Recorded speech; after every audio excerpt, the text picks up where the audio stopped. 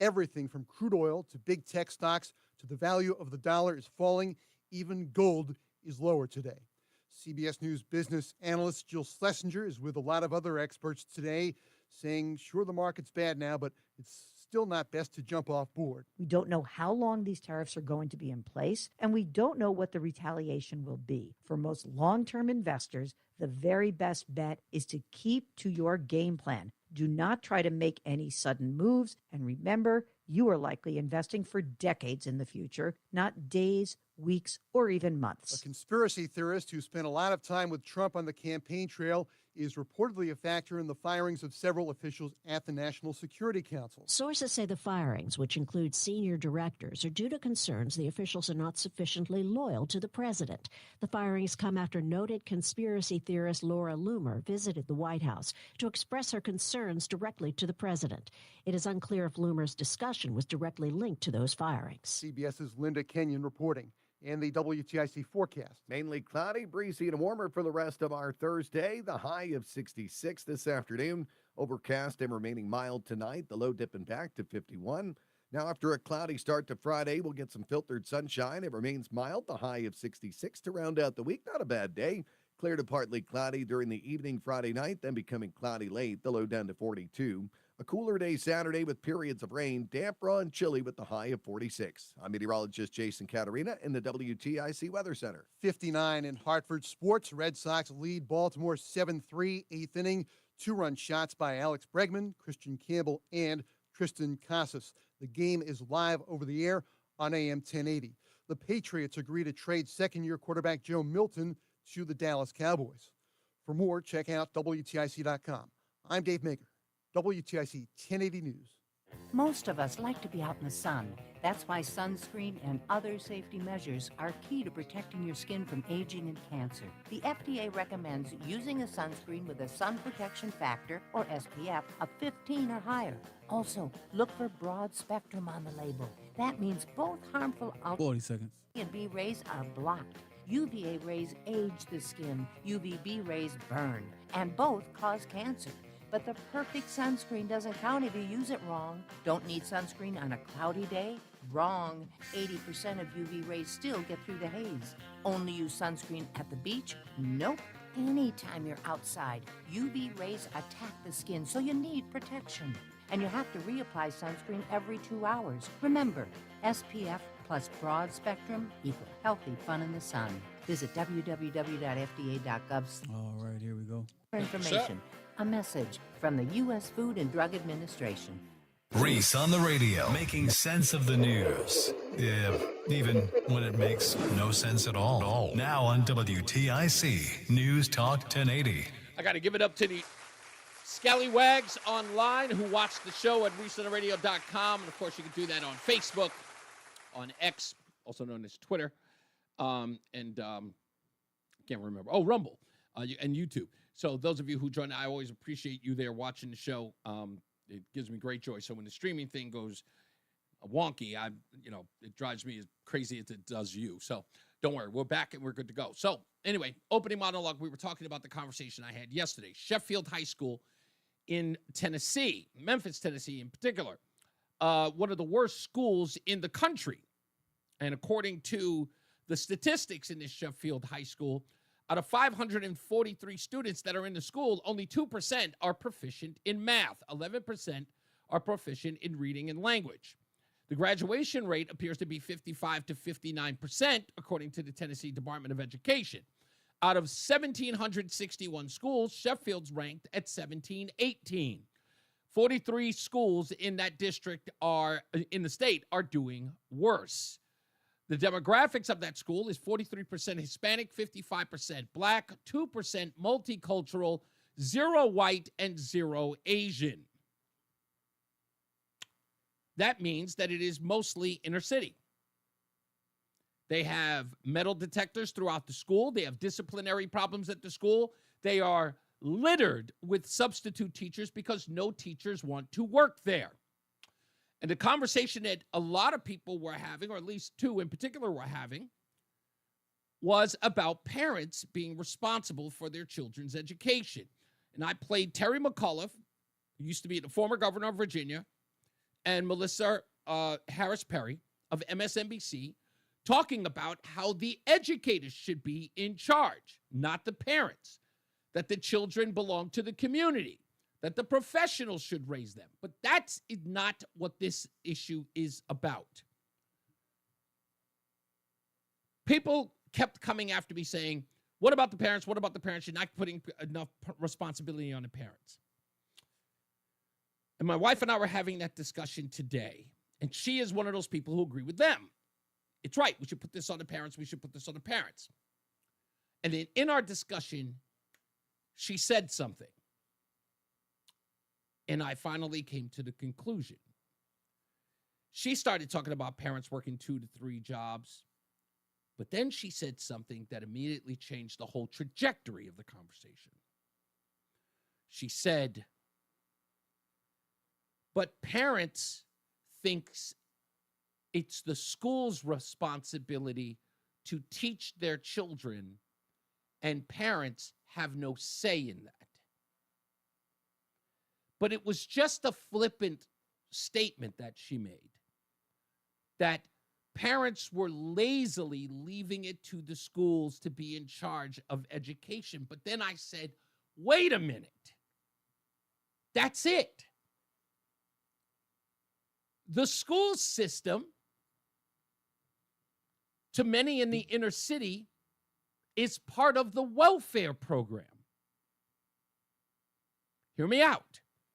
Hear me out. Food stamps, Section 8, housing even.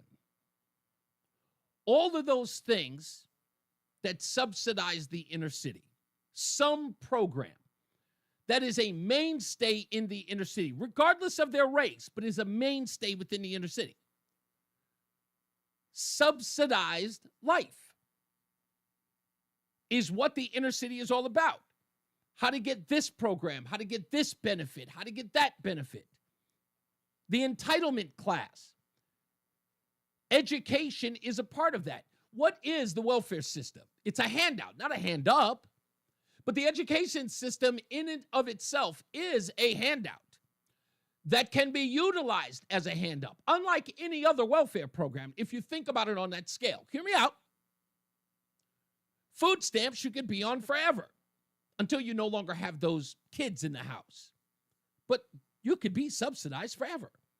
I remember the Obama administration had that whole campaign when they had that animation thing. You go on a website talking about how Anna, I think her name is, could be taken care of from cradle to grave. Subsidize her entire life. I mean, that is the Democrat way. If you think about what the entire essence of the Democrat Party is for them to be responsible for your livelihood. But the education system, the free education system, is only supposed to be there to educate you, but utilizing it, unlike any other program, utilizing that welfare program, you can use it to do far more. You can use that, do very well at it, and get a scholarship to have that part of your school, your, post-education or college education paid for. And then after you do that, you get a good job.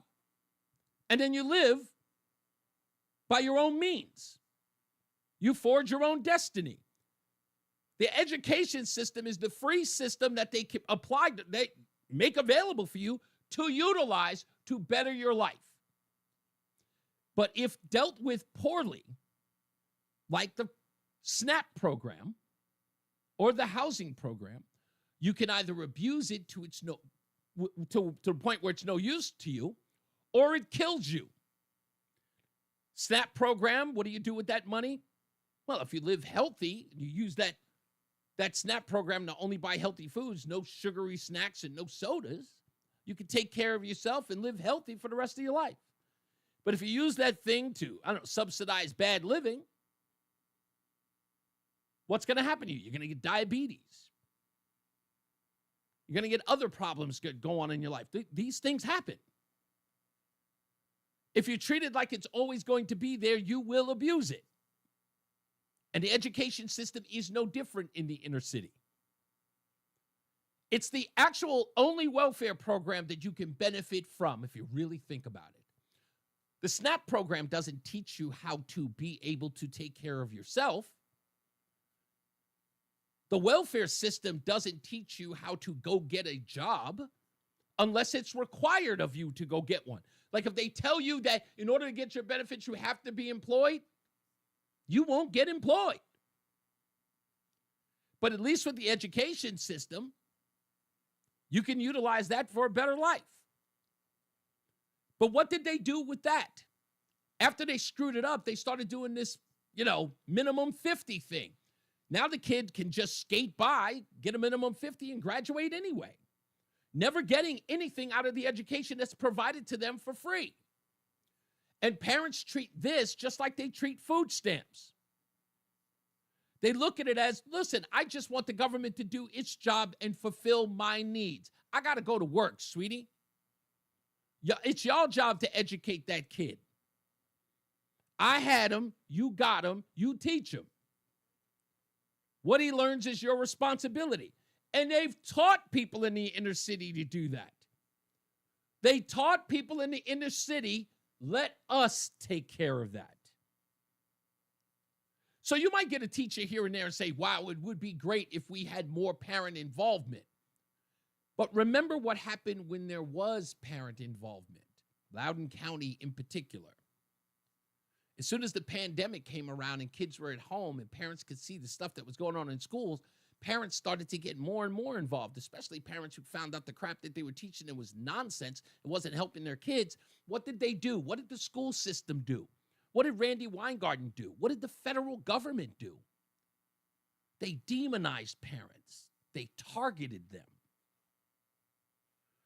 Now, I know a lot of you are sitting up there saying, it's like, Reese, we need more parent involvement, but I'm going to look at the federal government and say, does it sound like they want parents to be involved? I don't think so. It's incredibly difficult to indoctrinate children if parents are there hovering over their children, making sure that they're learning the right things. Do you really believe that the inner city wanted their children learning about LGBTQ issues? Do you really think that inner city parents wanted drag queen story hour in their schools? Who here believes that? Do you really believe that the school systems wanted an okay from the parents on that one? Do you really think that parents in the inner city wanted teachers teaching their children? I'm talking about legitimate parents in the inner city. Do you think that they would have been on board with their children being taught that they were perpetual victims and had no lot in life, that they were always second class? Do you think that legitimate parents in the inner city would have stood for that? Having their babies told that they were less than, especially by white teachers? Do you really think that? No. They did all of that under the cover of darkness. Do you really think that a school system would put in a system where teachers did not report to the parents that the child had transitioned in some way? That a guy like Gavin Newsom would call it snitching on the student to their parents? Do you really believe that?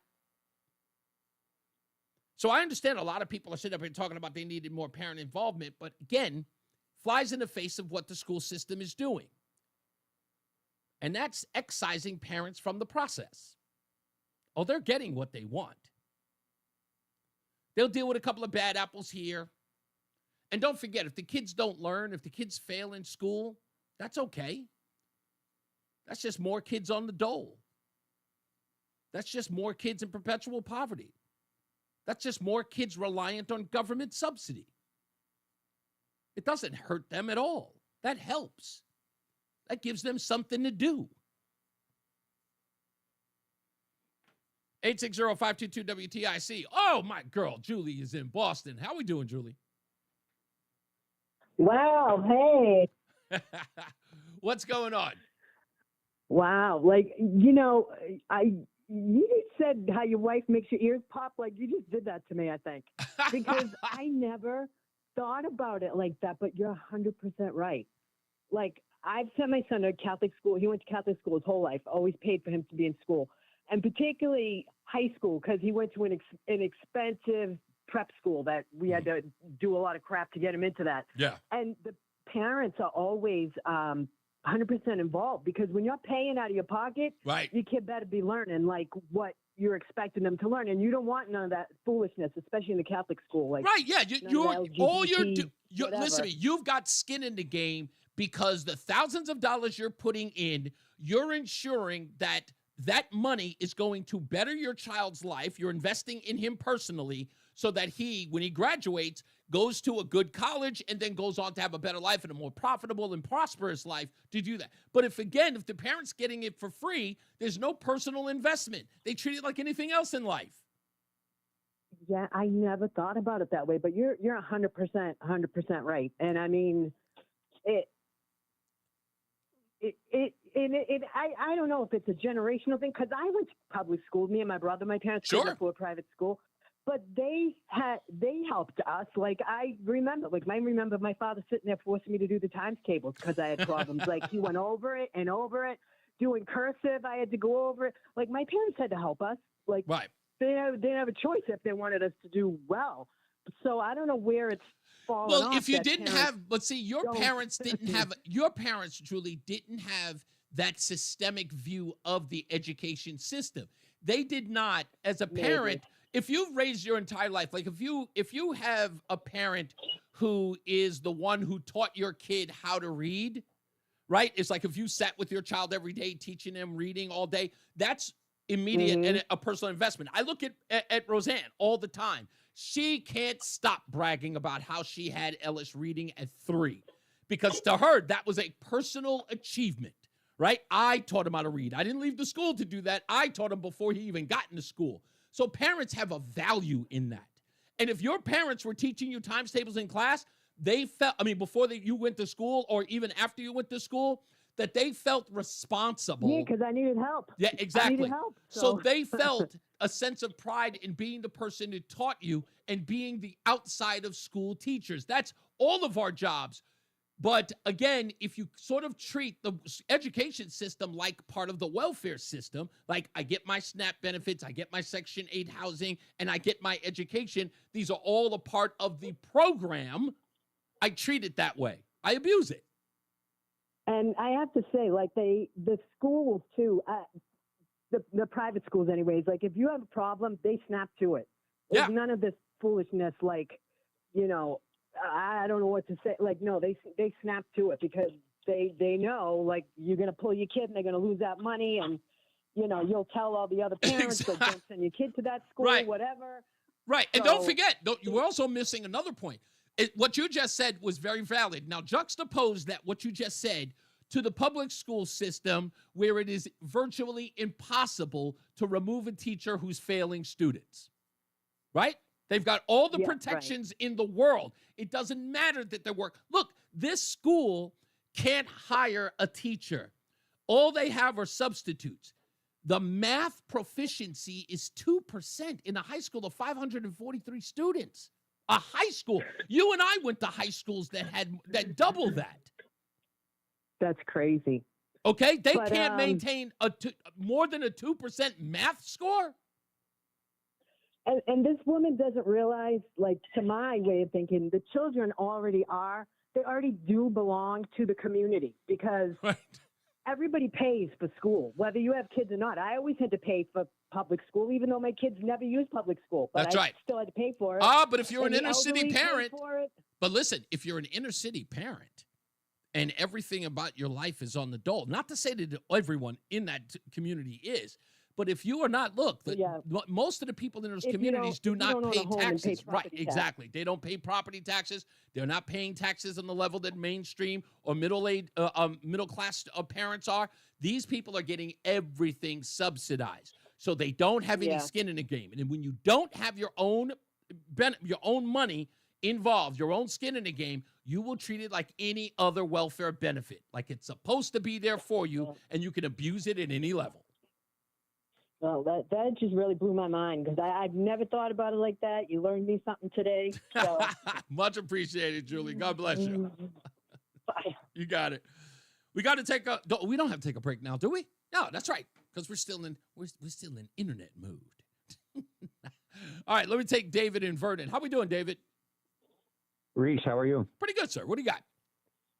So I'm a landlord. I got 17 doors, as they call them, which means I have 17 different units that I rent to. And I strictly, 90% of my units, I rent to people that are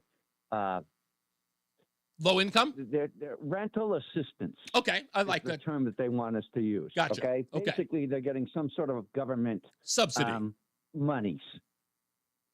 Okay. Let's use subsidy. I think that's a fair word. Okay. So there's a couple things that go on here. First of all, quarterly, they're supposed to suggest or prove to the government either how much they're making or not making. Mm-hmm. Okay. And that may dictate a change in the amount that they're responsible for. If I'm renting a place for $1,500 a month, they may only pay $10. Wow. They may be in a program where their their utilities are completely paid for. Wow. As a matter of fact, I just had somebody leave, and she left some mail behind, and she owes $6,700 to natural gas company that apparently she didn't pay, and apparently they didn't think it was big enough a deal to cut off her gas. Right. Wow. So, but more importantly, I have some of these people that have been on quote unquote rental assistance for over 30 years. Holy moly. Right. And I've seen people that are far less capable bagging groceries at a Stop and Shop than these individuals that rent from me. Now, there's a reason I do rental assistance is because if I go the normal way and somebody doesn't pay the rent, I don't get paid and I have to go to court and all this crap. Right. At least this way, I get paid from the government, even if I'm disputing with somebody. Gotcha. But the bottom line is the fact that the system is set up in such a degree that it doesn't incentivize anybody to get off the system. Mm-hmm. It keeps them there. And so you and I think what you're articulating here is that, again, gosh, man, somebody going there for 30 years. I don't think I could get past that. That's a really, really hard one to move past. 30 years is a considerable amount of time. So you in essence, what you're saying here, and I think you're agreeing with me, is that when you don't have to have any skin in the game, right? You don't have to do anything. You're not incentivized to actually apply yourself to anything better than you stick with the status quo, because if you disrupt it, you could very well risk, in essence, you're risk averse by sticking with the status quo. And this is guaranteed to you. One, it's beneficial for you because I kind of feel like in some ways you sort of like saying, I could run the risk of renting to a guy who's working paycheck to paycheck or renting from a guy who's got a regular job. But should he decide to move on, get a bigger apartment, a better apartment, get a raise, wants to move out of the neighborhood because it's gotten too bad, you run the risk of losing that apartment and having a hard time getting another tenant who's going to replace him, where in this case, you are guaranteed that paycheck. That's absolutely true, except for just keep one thing in mind, that there's no incentive for these people to try to get off the program because the government's going to continue to fund it. No matter what, because again, if you even take one person off, they'll treat it like 1 million people were kicked off. That's the way in which you could be, just for the betterment of your property, right? Be it property damage, the value of the home or the residence that you own. It would not be beneficial for you to even, it wouldn't be beneficial for you to remove that person or that tenant from there, as opposed to just receiving or keeping things as they were, even if it's detrimental to the other, I guess, tenants in that unit. Do you ever have to deal with situations like that where the person who's there is probably not the most savory? Oh, yeah, absolutely. Ooh. What do you do in those instances? I'm restricted by law to do much in a lot of cases. But more importantly, the bottom line is the fact that the laws that the state of Connecticut have created have put me in this position where, as a business owner, this is the best way for me to secure funding for my business. Let me ask you this. Do you feel hogtied to this policy? No, because I Okay. can choose to get out if I want. Okay. But I'm just trying to benefit. I'm just trying to maximize my entity. Got you. I got you. How long have you been doing this? You just said one person's been there for 30 years. So can I presume what you've been doing more than 30, about 40 years now? No, I've been doing it for 17, but Okay. some of these people I inherited. Oh, really? So there's a, what do you call it? They're grandfathered in? Well, let's put it this way. If I buy a piece of property and I got to put 20% down, Uh-huh. and there's somebody in there that's paying money, Mhm. I'm not going to kick them out. Oh, okay. All right. So, yeah. So in essence, you're buying the property with the tenant already in place.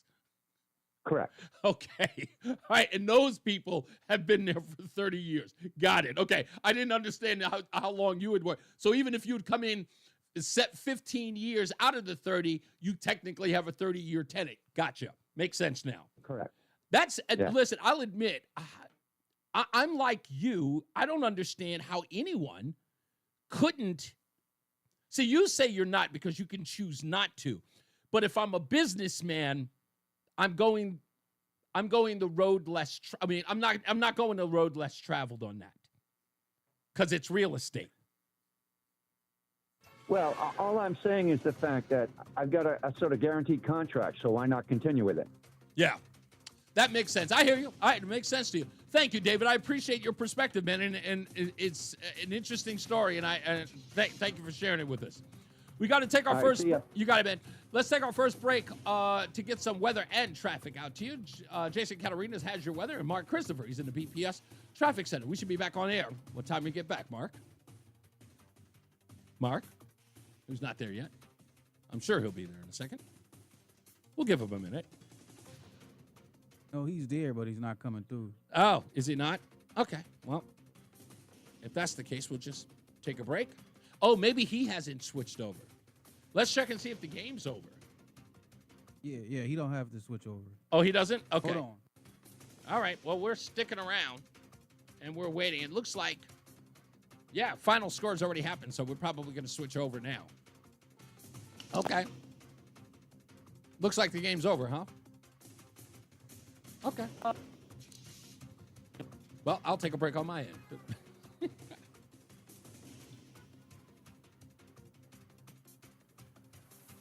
Sox win. The Sox win. All right, Reese, thank you very much. Good afternoon, everyone. If you're heading into Hartford right now, 91.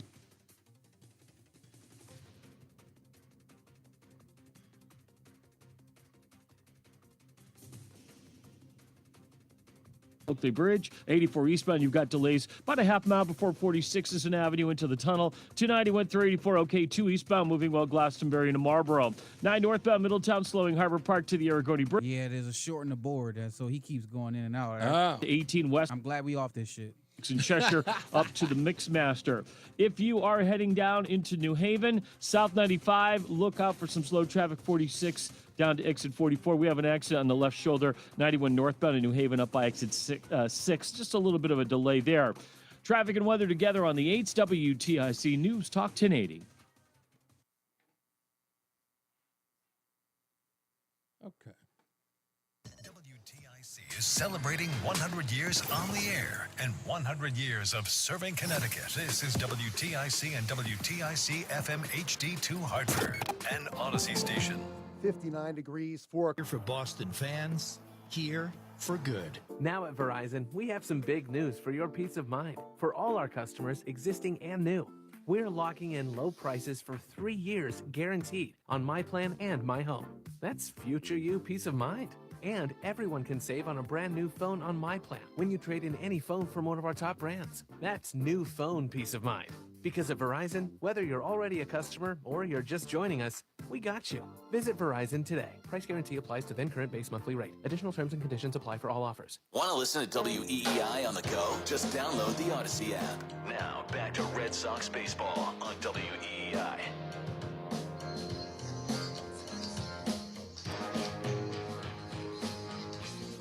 Red Sox beat the O's 8-4 and take 2 out of 3 at Camden Yards. Will Fleming, Will Middlebrooks, as we roll on in the Nissan postgame show. The Arbella Insurance Foundation, dedicated to striking out cancer by supporting the Jimmy Fund.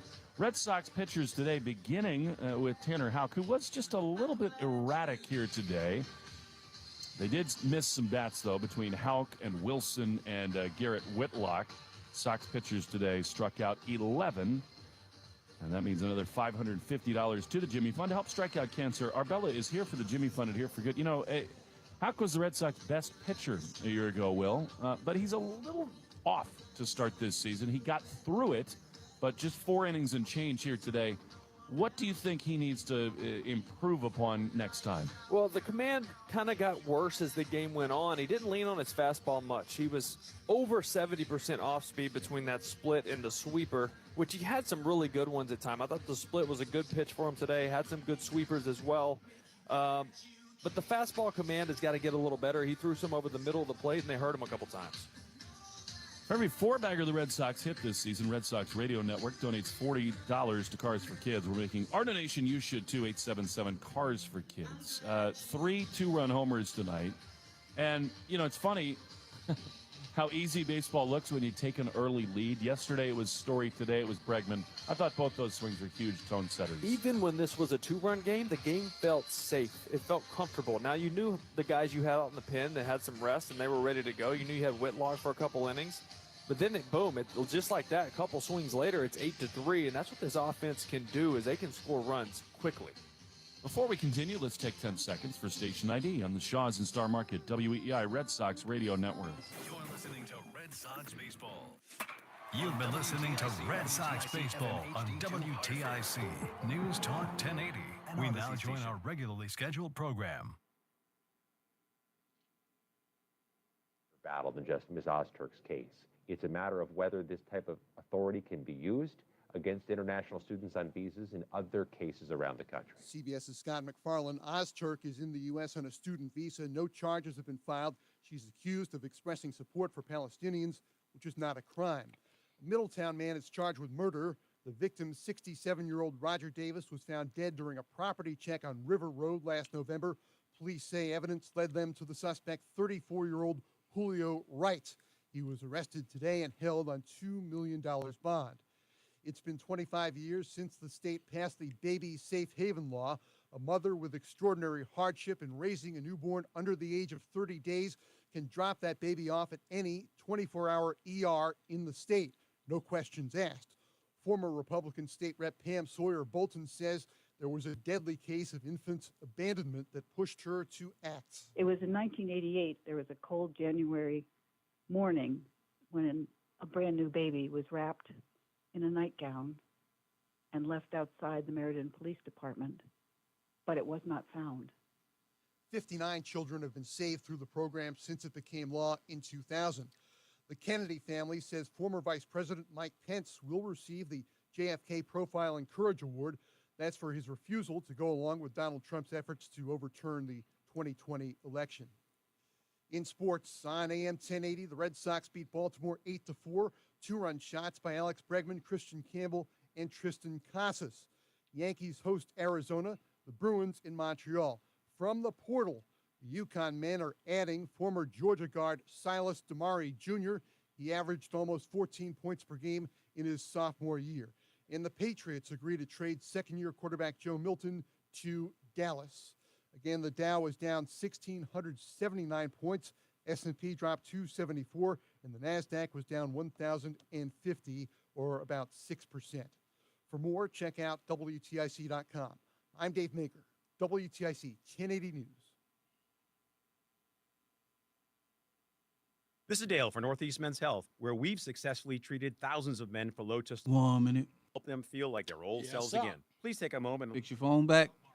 I was Yeah, a yeah, yeah. really grumpy guy. All right. I was sleeping like garbage and getting older, and the energy level was. Got to do this tomorrow, too, so. That was what I led know, to I me saw. going in. I've been treated at Northeast Men's Health for low testosterone, coming on about 2 years now. Within a few weeks, I started noticing I was sleeping a little bit better. I definitely noticed a higher energy level, but the old man crankiness just went away. I'm able to stay really well organized. Nothing slips through the cracks. Having the T treatment is leading me to keep on top of my game. What I would say to any other guy that is in the same situation where they feel like they're dragging, just call Northeast Men's You know what I Health. You won't haven't regret it. heard? You know what? There Thanks, was- Marty. You It's didn't true. play Low any T therapy can dramatically change your life. Your initial appointment is only between $99, rounds, which results in commercial minutes. during And if you this start hour. on testosterone Does it the not day of air your during appointment, 3? your visit is free. I've never heard one, so I don't know. I do. I hear them all the time during the day. Or go to Northeast. Oh, okay. Well, maybe just during the day. On the radio. And don't say we didn't warn you on News Talk 1080 WTIC. Plenty of news and plenty of views to get into today. I am chock full of it. Tomorrow we got to deal with going online, so be prepared for that. The Red Sox will be playing again tomorrow. I think they play at 2, so we'll be back on regular broadcast roughly about 5 o'clock tomorrow. So everybody be tuned in to reasonoradio.com for that, or, of course, download the Odyssey app or listen to WTIC.com. I played all this stuff about education, and I'll get into a little bit more of it later on. I am also going to get into the tariff stuff today as well, maybe in the next half hour. I've got plenty of audio on that. In this break, I want to talk about this, though. Does anybody remember this, Barack Obama? I'm going to go ahead and just speak some truths, if you don't mind. Yes. Because my understanding, based on reports I'm getting from campaigns and communities, is that we have not yet seen the same kinds of energy and turnout in all quarters of our neighborhoods and communities as we saw when I was running. Now, that's Barack Obama in Philadelphia talking to the brothers. The brothers. It was just 5 months ago, ladies and gentlemen. Just 5 months ago when Barack Obama gave that speech in Philadelphia. When we come back, we'll talk about the book Fight, the wildest presidential race in history. Yeah, Barack Obama's got some splaining to do when we return. Let's get Jason Catarinas and Mark Christopher in here. Jason's got weather, and Mark Christopher's in the BPS Traffic Center. Hey, Mark. All right, Reese, thank you very much. Good afternoon to you, and good afternoon, everyone. Well, if you're heading into Hartford right now and you're on the southbound side of I-91, look for some slow traffic from 33 down to 32 A&B, 91 northbound. That's a good ride. Cromwell through downtown up into Windsor. Westbound 84 slows a little bit. Bulkley Bridge, East Hartford up to 47 Sigourney. 84 eastbound, you've got delays about a half mile before 46th Avenue down to the Bulkley. 291 through 84 okay to the river. 2 eastbound moving well. Glastonbury out into Marlborough. Now, if you are heading into Middletown right now, 9 northbound, a little tight as you move up on the Aragoni Bridge. If you are traveling into Waterbury, 84 eastbound, slowing 17 to 18. Westbound 84 is sluggish from 26 in Cheshire up to the Mixmaster in Waterbury. Look out for an accident right at the end of the Wilbercross Parkway up by exit 68 N&E. You've got delays behind that. And if you're heading in toward New Haven right now, southbound 95 a little slow, 46 to 44. And look out for an accident 91 northbound on the left shoulder up by exit 6. Traffic and weather together on the 8th WTIC News Talk 1080. It'll be overcast and mild tonight, the low down to 50 degrees. A mild day to round out the week on Friday. Cloudy in the morning, then some filtered sunshine the rest of the day, but the high up to 65. Clear to partly cloudy in the evening, then becoming cloudy late Friday night with a low down to 42. Now, damp, raw, and chilly Saturday with periods of rain. A much cooler day, the high only 46. Cloudy and warmer on Sunday. Still a couple of showers around, though, the high 62. Monday, partly sunny day to kick off the new week, the high down to 52. Right now, a nice 60 degrees in Mansfield. It's 56 in New Haven, 61 in Waterbury, and 62 in Hartford. I'm meteorologist Jason Catarina in the WTIC Weather Center. Join us this Sunday for Tumulo Financial, your go-to for retirement planning and taxes. Tune in to the father and son duo from 7 a.m. to 8 a.m. or catch the replay from 5 to 6 p.m. Tumulo Financial Retirement Planning with Integrity on WTIC News Talk 1080. All the audio that matters to you is on Odyssey. Odyssey has news that hits home in your local area and around the country. Get local news, traffic, and weather from stations near you. Get national news from CNN, Fox News Radio, and more. And explore the biggest news podcasts like The Daily Punch, Pod Save America, and The Daily, AUDACY. Find all the news that matters to you in a universe of audio. Odyssey. Slow. 1 minute. Clogged. You got it. Don't worry. ALO Home Services has you covered. For only $93, our technician will clear any drain in your home. And if it can't be cleared, it's free. Call for details. Licensed for safety. P102776688, D104011465, E1185643, S3308699, HIC 628926, SM3004646, HOD 635, HOD 223. Need good tech advice? Must be a computer error. Tune into the Gold.com award-winning Computer Talk with Tab, Saturday mornings 9 to 11 on WTIC News Talk 1080. God, I love technology. Eric Semmel and Dennis Howland of Tab Computer Systems will keep you updated with tech news you can use and answer your technology questions live on the air. Be sure to subscribe to the podcast and tune in from anywhere via the Odyssey app. Computer Talk with Tab, Saturday mornings on WTIC News Talk 1080. It's Reese on the radio. And don't say we didn't warn you on News Talk 1080 WTIC. Don't forget, folks, it's peanut butter and jelly time. Holla, peanut butter and jelly sandwiches. Make sure you check out our good friends at Between Rounds in South Windsor, Vernon, Manchester, Tolland, and East Windsor. If you pick up a Reese's peanut butter and jelly sandwich, $1 will go to our good friends at the Friendly Hands Food Bank. So enjoy a great sandwich at a great place and helping out some great people. All right, do that as soon as you can. I'd like to get a status report. If you picked up a peanut butter and jelly sandwich, and if you wish to, you can send it to us at 202-735-1288. Just send a text message there.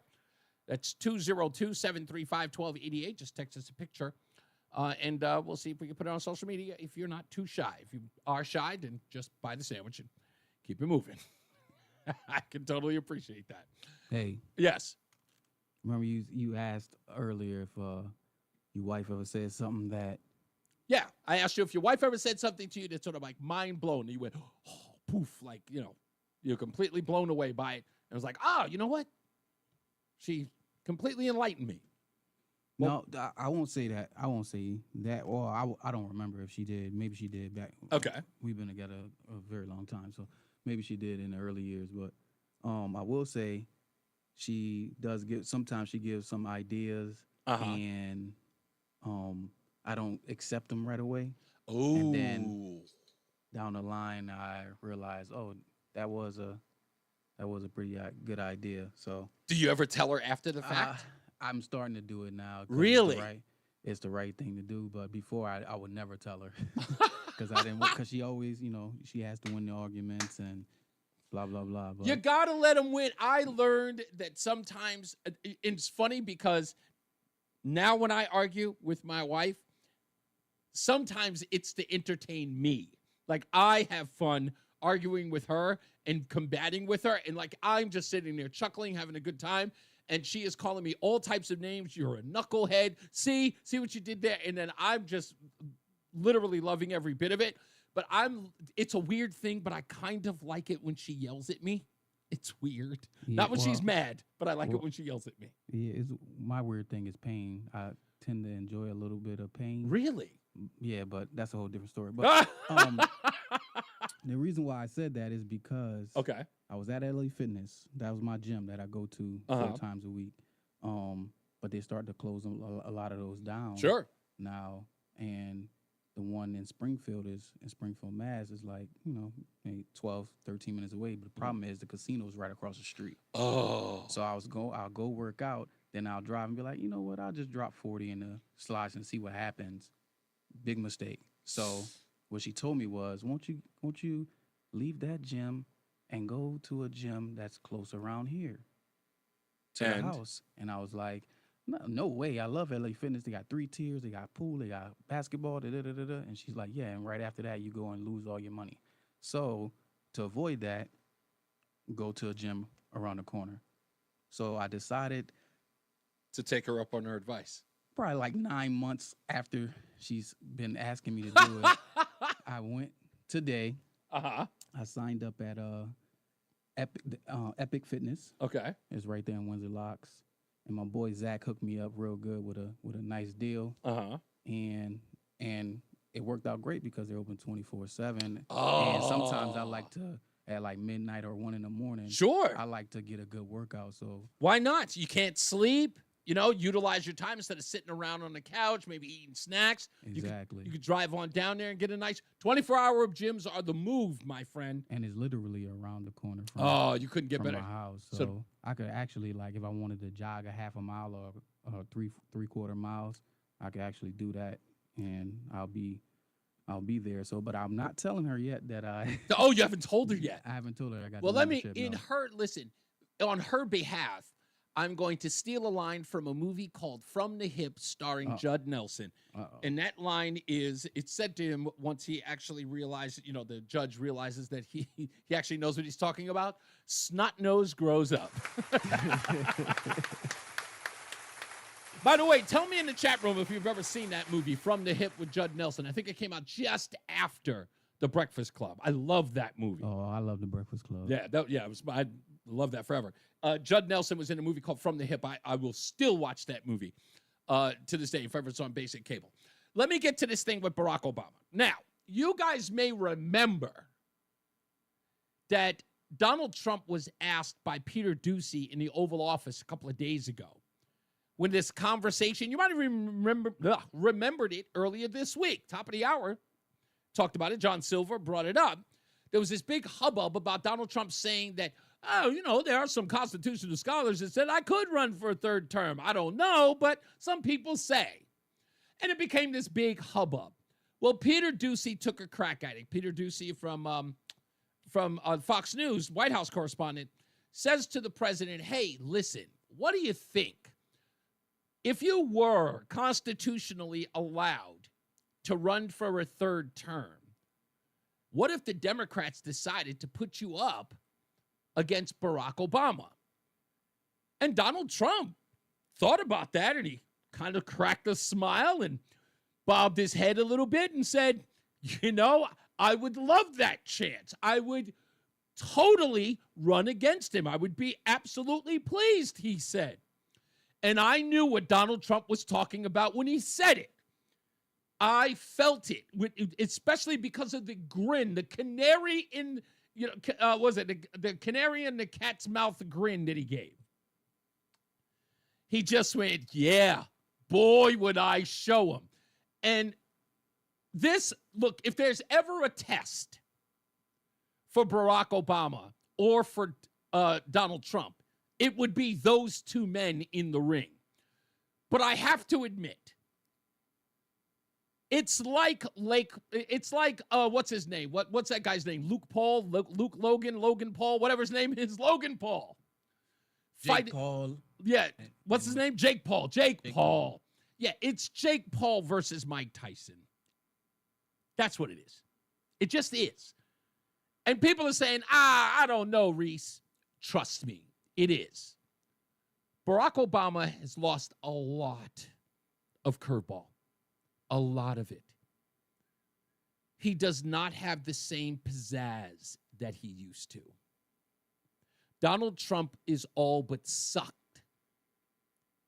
the popularity out of Barack Obama.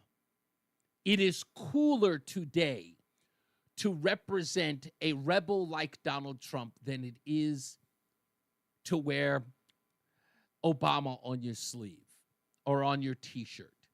It just is. Barack Obama is an old school rap record. You reminisce about it, but you don't really play it. I'm sorry, you just don't. You kind of say, hey, I remember I used to love that song. But Donald Trump is the new. And let me tell you why. It's just fashionable now. If things are fashionable, Donald Trump is the new fashion. You know, Donald Trump is the new black. Yeah, I said it. I said it. I said it. I said it.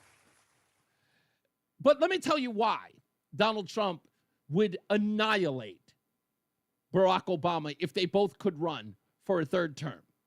5 months ago, Barack Obama in Philadelphia. I'm going to go ahead and just speak some truths, if you don't mind. Yes. Because my understanding, based on reports I'm getting from campaigns and communities, is that we have not yet seen the same kinds of energy and turnout in all quarters of our neighborhoods and communities as we saw when I was running. Now, I also want to say that seems to be more pronounced with the brothers. When on the one hand you have somebody who grew up like you, knows you, went to college with you. Yeah, so that's him talking about Kamala Harris. You know, I understand that there's some people who are not supporting that sister. I understand that is more pronounced with the brothers. And he said it with a V. B-R-O-V-A-S. Brothers. That's more pronounced with the brothers. But I heard that and I just went, If there's ever a time where Barack Obama can have the entire popularity of the black community pulled from under him, it happened on April 2nd when the book Fight came out. Here's Jonathan Allen. Now, think about what you just heard. I understand that there's not enough support for the sister girl, and it's more pronounced with the brothers. Jonathan Allen, author of the book Fight. President Obama absolutely did not think that Joe Biden should continue, according to our sources, close to President Obama. And he also didn't want Kamala Harris to be the replacement for Biden. He didn't think that she was the best choice for Democrats. And he worked really behind the scenes for a long time to try to have a mini primary or an open convention or a mini primary leading to an open convention. Did not have faith in her ability to win the election. So, and as it turned out, she didn't win, but he was really working against her. So here's Barack Obama talking about how pronounced it was with the brothers. Yes, brother, you were one of them brothers, and you were working behind the scenes to undermine her. You couldn't have been that surprised that black men had no real relationship with her because again, this is the guy who plucked her out of the DA's office and pronounced her, promoted her as the senator of California. He put her in Washington, plucked her out of obscurity, put her there, and then said, I don't think that she could run either. He was looking for the brother. He was looking for the white man. Sure he was. Barack Obama was looking for the white man. Like the Little Mermaid at the end of the story. Oh, deep down, they all wants to be white. Okay, that's an obscure one. You're going to have, if you haven't seen that movie, you're not going to get that reference. It's an old Ben Affleck movie. Let's go to the phones. 860-522-WTIC. Let's go to Jeff in Marlboro. Hey, Jeff. Hey, brother. What's hey, up? brother. You just found a new way to say brother. You betcha. What do you got? So I was going to make a comment and then ask or not a question, but just talk about something with you. Yeah. Number one, Roland. Yeah, what about him? He should get his own show. Like, there's that 1 hour period that's open. Yeah. That guy, I could listen to Roland talk all day. He's got Nothing against you, Reese. No, I don't. I take no offense. I take no offense. I totally get it. Yeah, he's got a great radio voice, a great way of looking at things. He's an interesting guy when he talks. Yeah, but you know what? You don't want to take away from his bowling and or gambling. That's what you just. He's got no spare time. You gotta hang on to the gambling. I'm a gambler guy myself, so. Yeah, you know what? It's funny because Roland, do you gamble on everything? Is there anything you won't gamble on, like darts? Either I'm gambling for bragging rights or money. The other thing I wanted to ask you about is, I normally agree with you, and even when I called into the show before when it was Todd Feinberg and we used to argue about this a bit.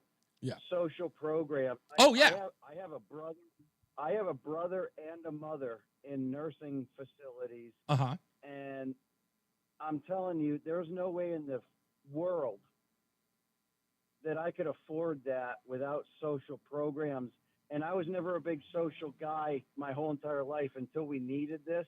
Right. And I sort of look at it as there are certain things where I think we do need to take care of each other.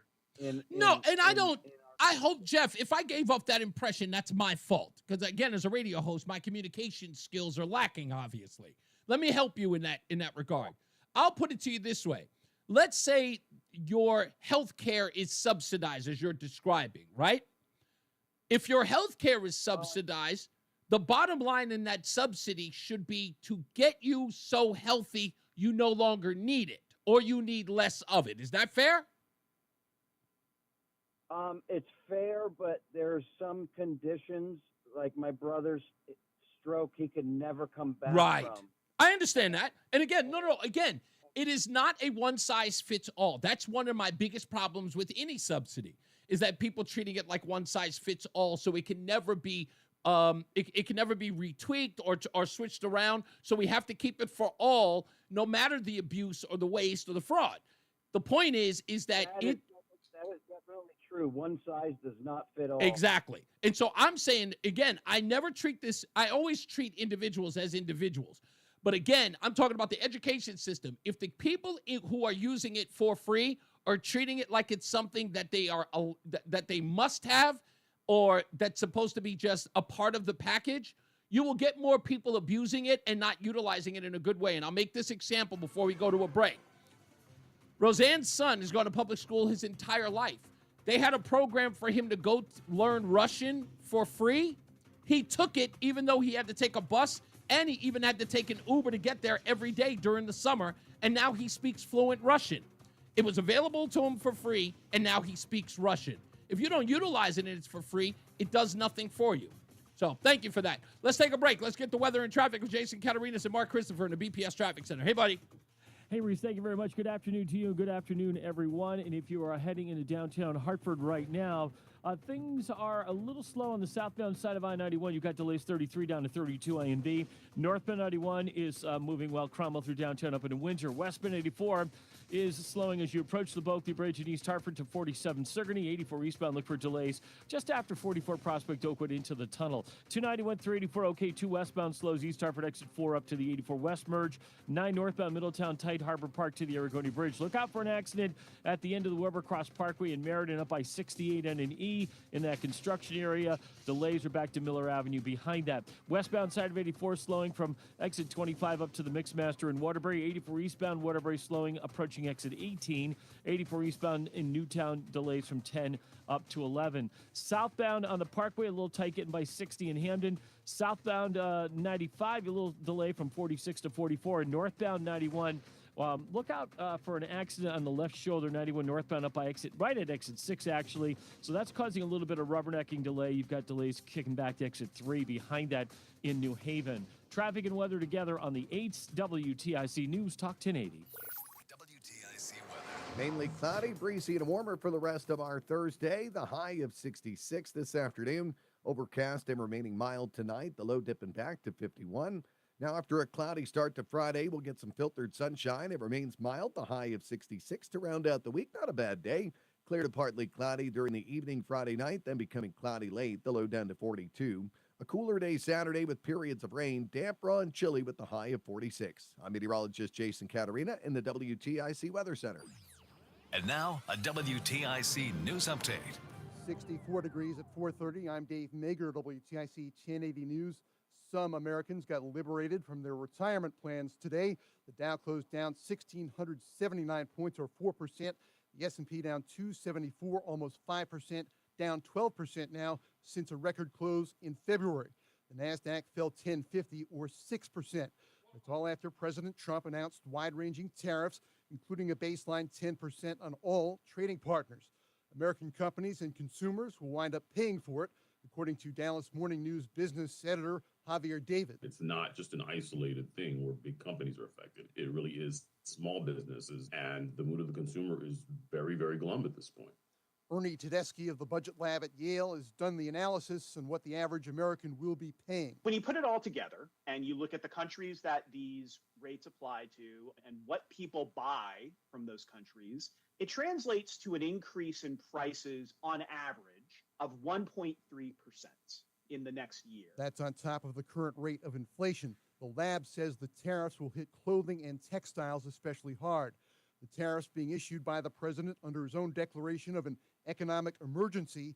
UConn economy professor Stephen Lanza says there was no emergency until now, and he does not expect manufacturing jobs to come back to the extent Trump is predicting. I'm not sure what Trump is expecting. It's not going to go back to 25% of our workforce in manufacturing. I mean, it may go up marginally after all the dust is settled, but I mean, that's going to take years. In other news, a seatbelt problem means a recall of some Ford SUVs. This involves 105,000 Ford Expeditions and Lincoln Navigators 2018 through 2020 models. They have seatbelts that can inadvertently lock up, then not retract or extend. There have been at least 17 complaints of this happening, but no reports of accidents or injuries. CBS's Jeff Gilbert reporting. Sports is heard on WTIC. The Red Sox beat Baltimore 8-4. Two-run shots by Bregman, Campbell, and Casas for Boston. The Yankees host Arizona. NHL, the Bruins in Montreal. UConn in the women's Final Four tomorrow against UCLA. Governor Lamont has declared it Huskies weekend. From the portal, the UConn men are adding former Georgia guard Silas Damari Jr. He averaged almost 14 points per game in his sophomore year. For more, check out WTIC.com. I'm Dave Maker, WTIC 1080 News. This wasn't how Patrick pictured himself in retirement. Instead of playing golf every day, he could barely walk because of his severe knee pain. It hampered everything because it hurt to walk around the golf course. It hurt to swing, just pretty much hurt doing anything. But the groundbreaking regenerative treatments at QC Kinetics changed everything for Patrick. QC Kinetics uses your body's own healing properties to help repair and restore damaged tissue in your knees, hips, back, and shoulders. No surgery, no drugs, no downtime. The turnaround's been amazing from where I was to where I am now. I've gone from a 15 handicap down to a 7 handicap. That's because my knees allow me to play golf like I haven't been able to play probably in 15 years. Don't let joint pain keep you from doing what you love. Call QC Kinetics today for your complimentary consultation. Call QC Kinetics, 860-440-PAIN. That's 860-440-PAIN. 860-440-PAIN. What's the difference between Allaire Elder Law and most elder planning services? Allaire Elder Law is a law firm, which means we can advise you protection and next step planning to avoid probate and protect the other spouse for their future needs. For example, after working to protect assets from the Medicaid spouse, the healthy spouse needs a special will to keep protecting things in future. With other services, if you're just getting the Medicaid application and not necessary legal documents or strategies, you're getting much less, and often for the same price. Medicaid processing companies can be slow. They may sound like a good deal, but a lot of times they put the work on the family's shoulders, which could mean it takes more time, which costs money when paying for care. Our job is education as much as execution. Finally, please ask the question, are you being referred to a Medicaid planning service for the right reasons, or might they be steering you? I'm Haley Allaire. For comprehensive senior planning for your family, the right choice is Allaire Elder Law. Compassionate counsel and proven results. Here we go. AllaireElderLaw.com. Peanut butter and jelly sandwiches. WTIC News Talk 1080. Sorry about that. Let's do this.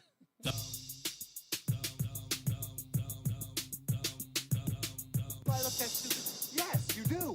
Stupid as can be. This could very well be the stupidest person on the face of the earth. Dumb. Let me tell you how dumb the stupid thing is today.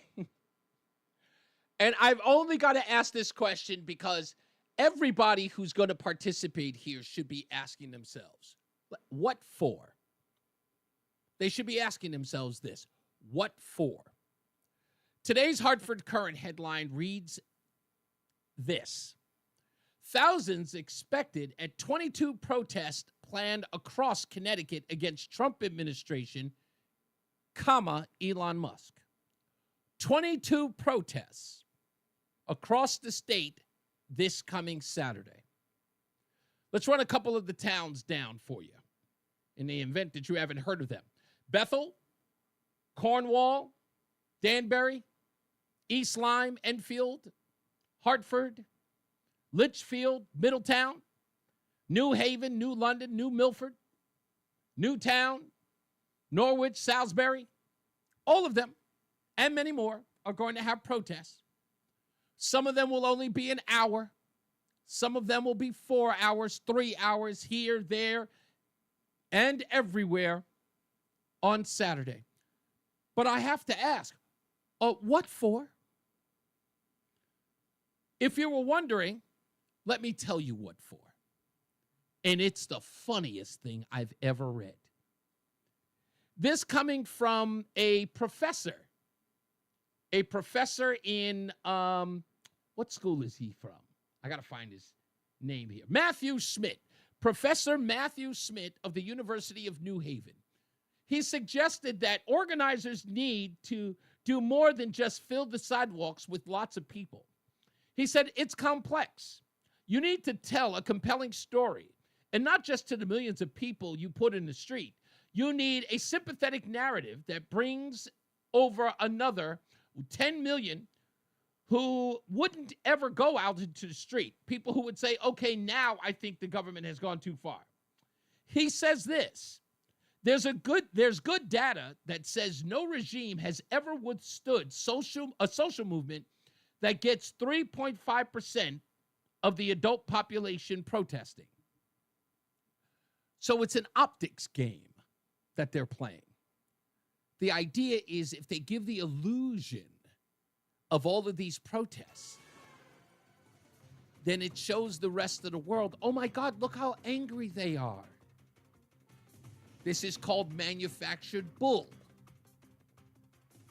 That's all it is. Matthew Smith just told the truth out loud. Let's get a check of the weather and traffic with Jason Catarinas and Mark Christopher at the BPS Traffic Center. Hey, sir. All right, Reese, thank you very much. Well, southbound 91 delays getting by 33 Jennings Road. Again, down by exit 28, Hartford, Weathersfield 9. Northbound 91 moving well, Cromwell through downtown up into Windsor. Westbound 84 slowing, Bulkley Bridge out to 45 Flatbush Avenue. 84 eastbound, but slowing about a half mile before 46 Sisson Avenue into the tunnel. Looks real good, 291 through 84 east of the river. 2 westbound slowing in East Hartford exit 4 up to the 84 west merge. 9 northbound Middletown slowing Harbor Park to the Aragoni Bridge. If you are traveling northbound on the Wilbur Cross Parkway, look out for an accident up by exit 68 N&E in Meriden in that construction area. Delays back to Miller Avenue behind that. If you're heading toward Waterbury, not bad. Westbound's a little slow at the Mixmaster. 84 eastbound slowing by 18. 84 eastbound in Newtown delays 10 to 11. 95 southbound New Haven a little tight as you move down by 44. And if you are traveling on the Wilbur Cross Parkway into New Haven, a little slow getting by exit 60 on the southbound side of the parkway by exit 60 in Hamden. Traffic and weather together on the 8th WTIC News Talk 1080. WTIC weather. Plenty of clouds out there and a couple of showers across central New England or Long Island making their way up to the northeast. So they may clip the southern parts of the area, but mostly just overcast and mild as we head through tonight. The low getting down to 50 degrees. A mild day for us on Friday. Cloudy in the morning and pleasant afternoon. Some mixed sun with high clouds, the high of 65. Clear to partly cloudy during the evening on Friday, then becoming cloudy late, the low down to 42. Periods of rain on Saturday, damp, raw, and chilly. The high only 46. Still a couple of showers for Sunday. The high of 62, though, so a cloudy and warmer day. And partly sunny, cooler again on Monday. A high down to 52. Right now, it's 54 in New London, 61 in Mansfield, though. It's 63 in Hartford. I'm meteorologist Jason Caterina in the WTIC Weather Center. Second opinions. You get them with your health. So why not with your wealth? Your stock market investments deserve a second opinion. At Henyon & Walsh, it only takes a second to schedule your free second opinion.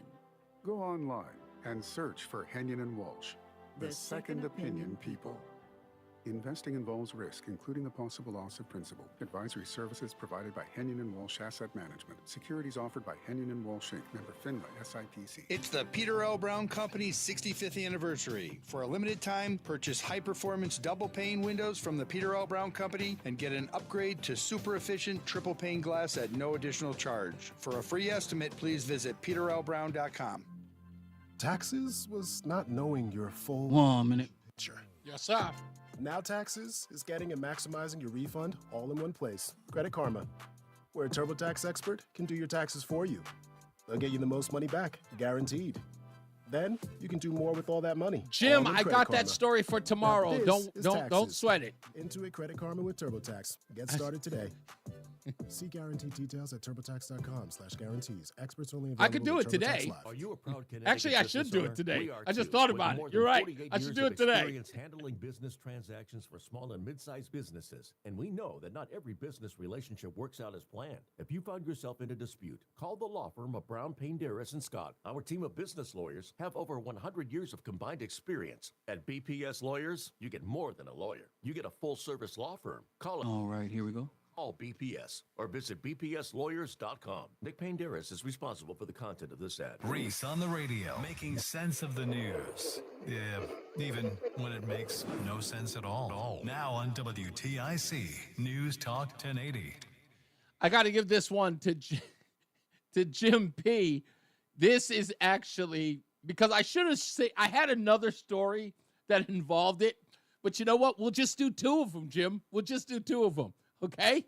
So this one in honor of my good friend and scallywag, Jim P.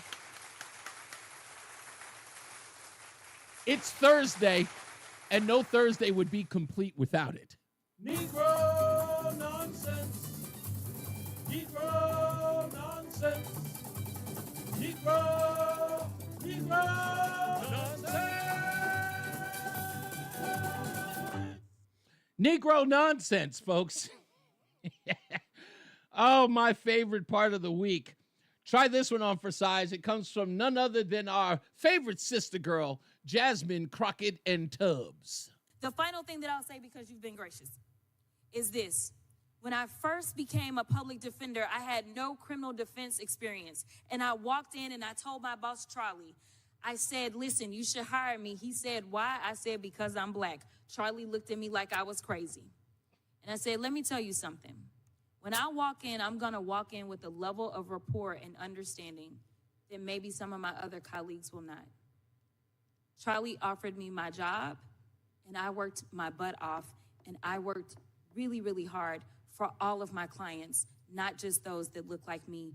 And that is what it looks like to serve. That is Jasmine Crockett saying that she became a public defender, got a job representing clients with no experience, and said the reason why the boss should hire her is because she's black. I've confirmed this story. This story is partially true. The Huffington Post reported on it back in August of 2024 as well. If you, let's just say, if you were represented by Jasmine Crockett, I would sue the public defender's office for malpractice because they gave this gumshoe your case. You may have been facing she probably plea bargained you. She had no experience. And she said that she should be allowed to do that job because she is black. Because, and again, she also implicates her bosses saying he looked at her like she was crazy, but he did it anyway. That's right. She was the first DEI hire, obviously. I would have I would sue. How do you not? How do you not sue? But not to be outdone, because, trust me, when it comes to Negro nonsense, you can't be outdone. There's more. Negro nonsense. Negro nonsense. Negro nonsense. A Connecticut parent is upset that her biracial daughter was left out of a group hug from the white dance coach. A mom is speaking out after a video that went viral shows at a dance studio teacher from Plainville in a group hug with students, which excluded her biracial daughter. The mom said her kids were later dismissed from the studio after the mom confronted the teacher about the hug. She said, quote, "It's the same kick to the gut every time you watch it." She described the video having taken at a dance competition in Hartford on Sunday. She said her 9-year-old daughter was left out of a hug from the dance teacher. The video from the dance competition captures her teacher coming up on stage and appearing to hug 3 other girls on stage, but not the woman's daughter. I was there. You were there? You were there? Wait. I was there. Wait. There. Is this in Hartford, right? Yes, in Hartford. At the Bushnell. Wait. Hold on. You can't say that. We have to do the proper tag. Oh, my bad. Breaking news at Reese on the Radio. We have someone who was present at the obvious racially tense dance recital. Our intrepid Roland Matthews, who's on the scene. Explain to us what happened, Roland. Yeah, I was on the scene and Wait a minute, so did you see the non-hug? I mean, was there did a race my war daughter- break out? What happened? my daughter had a competition there. Okay. So I had to watch a bunch of dances that some of them were great, but some of them not so great. Uh-huh. And so I got to see a lot, but I didn't see any big time rejection on stage while they were doing the award ceremony and stuff like that. So if it did happen, I didn't particularly see it. I just know I was there. Jim P is saying that this was in Plainville, but Jim, I'm sorry, I don't know. Maybe we're talking about two different stories. It sounds like we're talking about the same story, but according to this, it says that the dance competition where the event took place was a competition in Hartford on Sunday, is what they're saying. I don't think that they've expressed the location where this happened, and I'm looking now. If the company or the I want to say the teacher is a teacher at a place called Dance Expressions in Plainville, if that's the same one, they're saying that this happened at the Hartford, I guess, recital. Yeah. Is what was going on. The school is in Plainville, but the competition was in The Hartford. competition was in Hartford. Okay.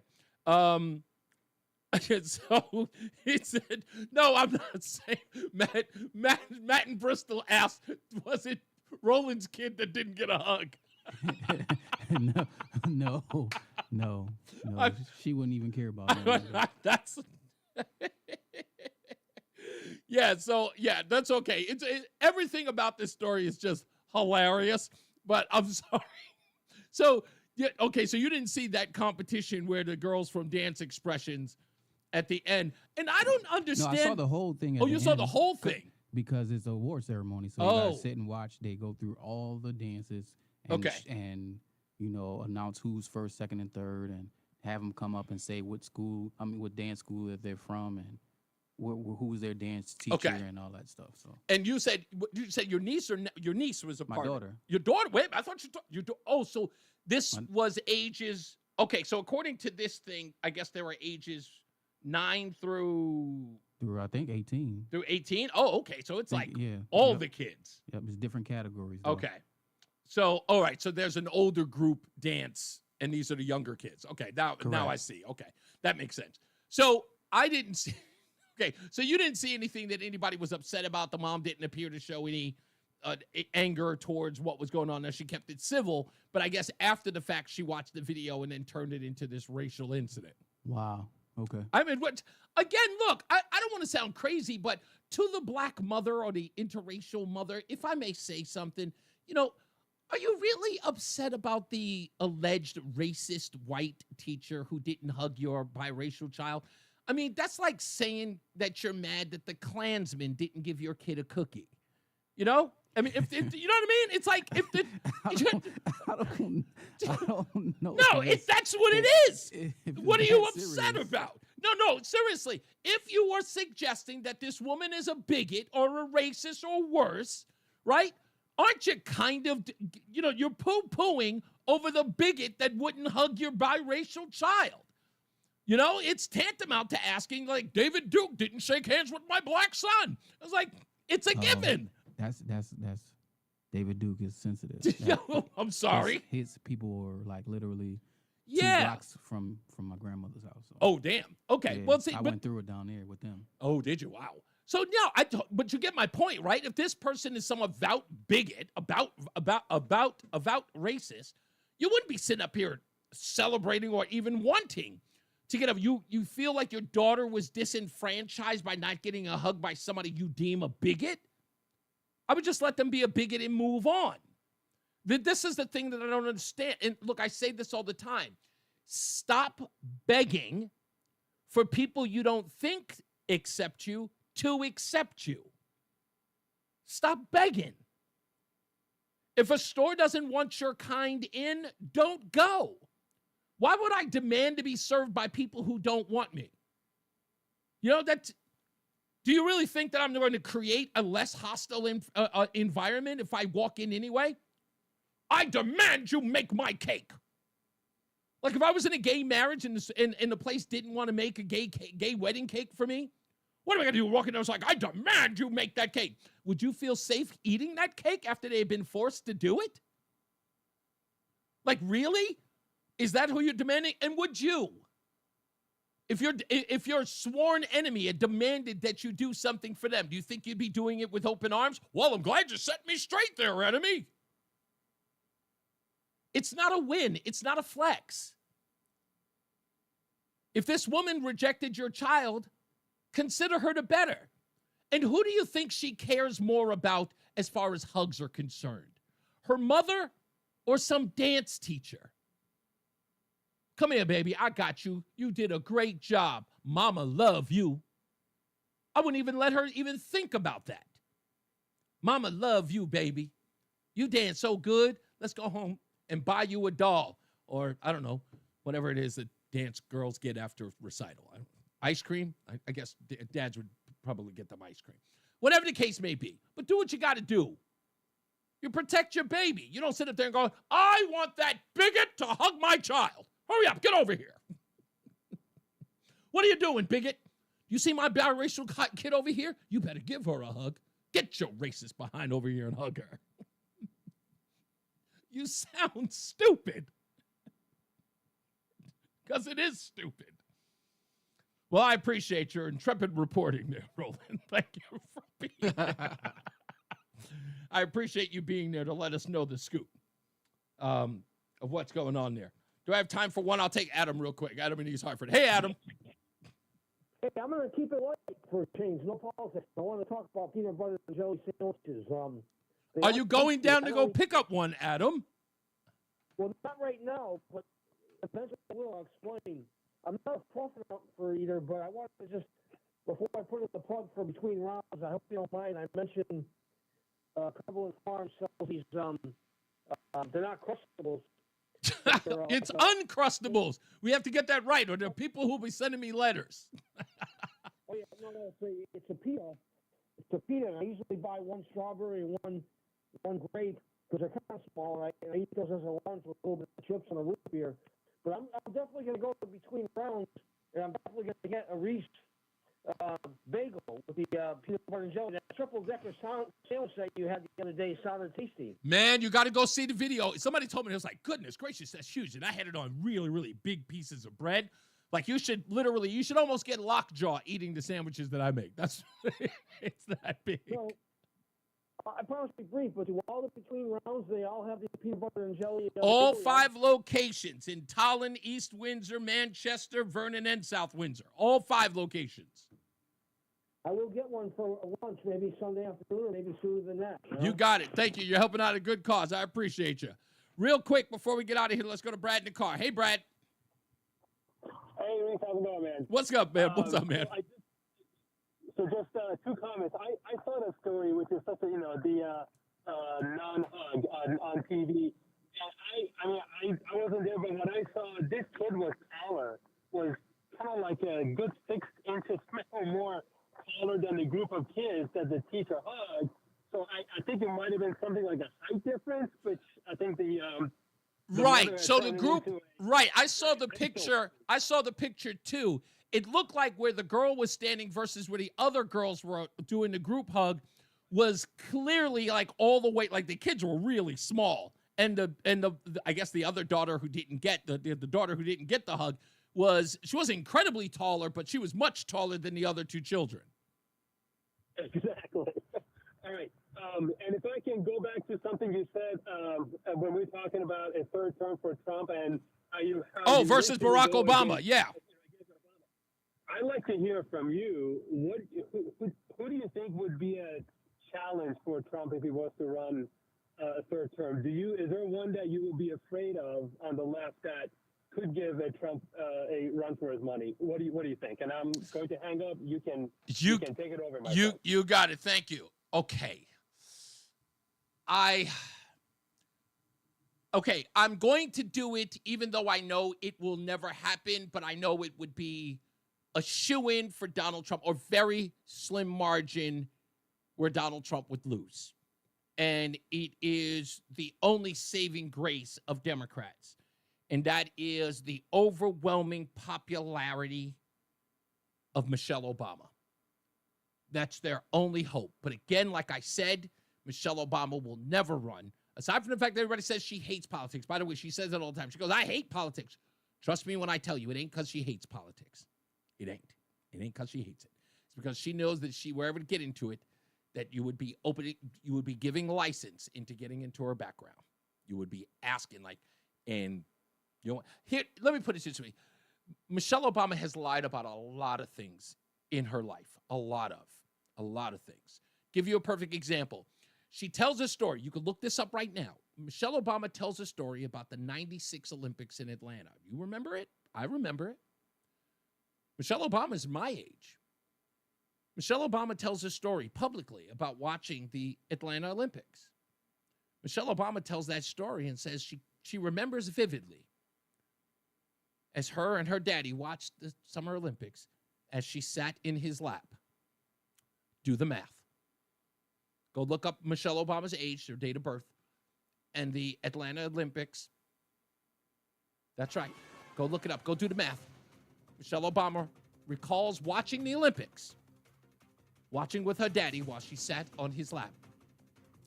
Do the math. Get back to me. Jason Catarinas has your weather, and Mark Christopher's in the BPS Traffic Center getting you home. What's up, buddy? All right, Reese, thank you very much. Good afternoon to you. Good afternoon, everyone. If you're heading into Hartford 84 eastbound, look for delays. 44 Prospect Oakwood up to 48 Capitol Avenue. Westbound 84, you were running slow approaching the Bulkley Bridge, and it's slow out to 45 Flatbush Avenue where it starts to break free. Southbound 91 coming into Hartford, look for delays from exit 33 down to 32 A and B. Another bump down by exit 28, Hartford Weathersfield line.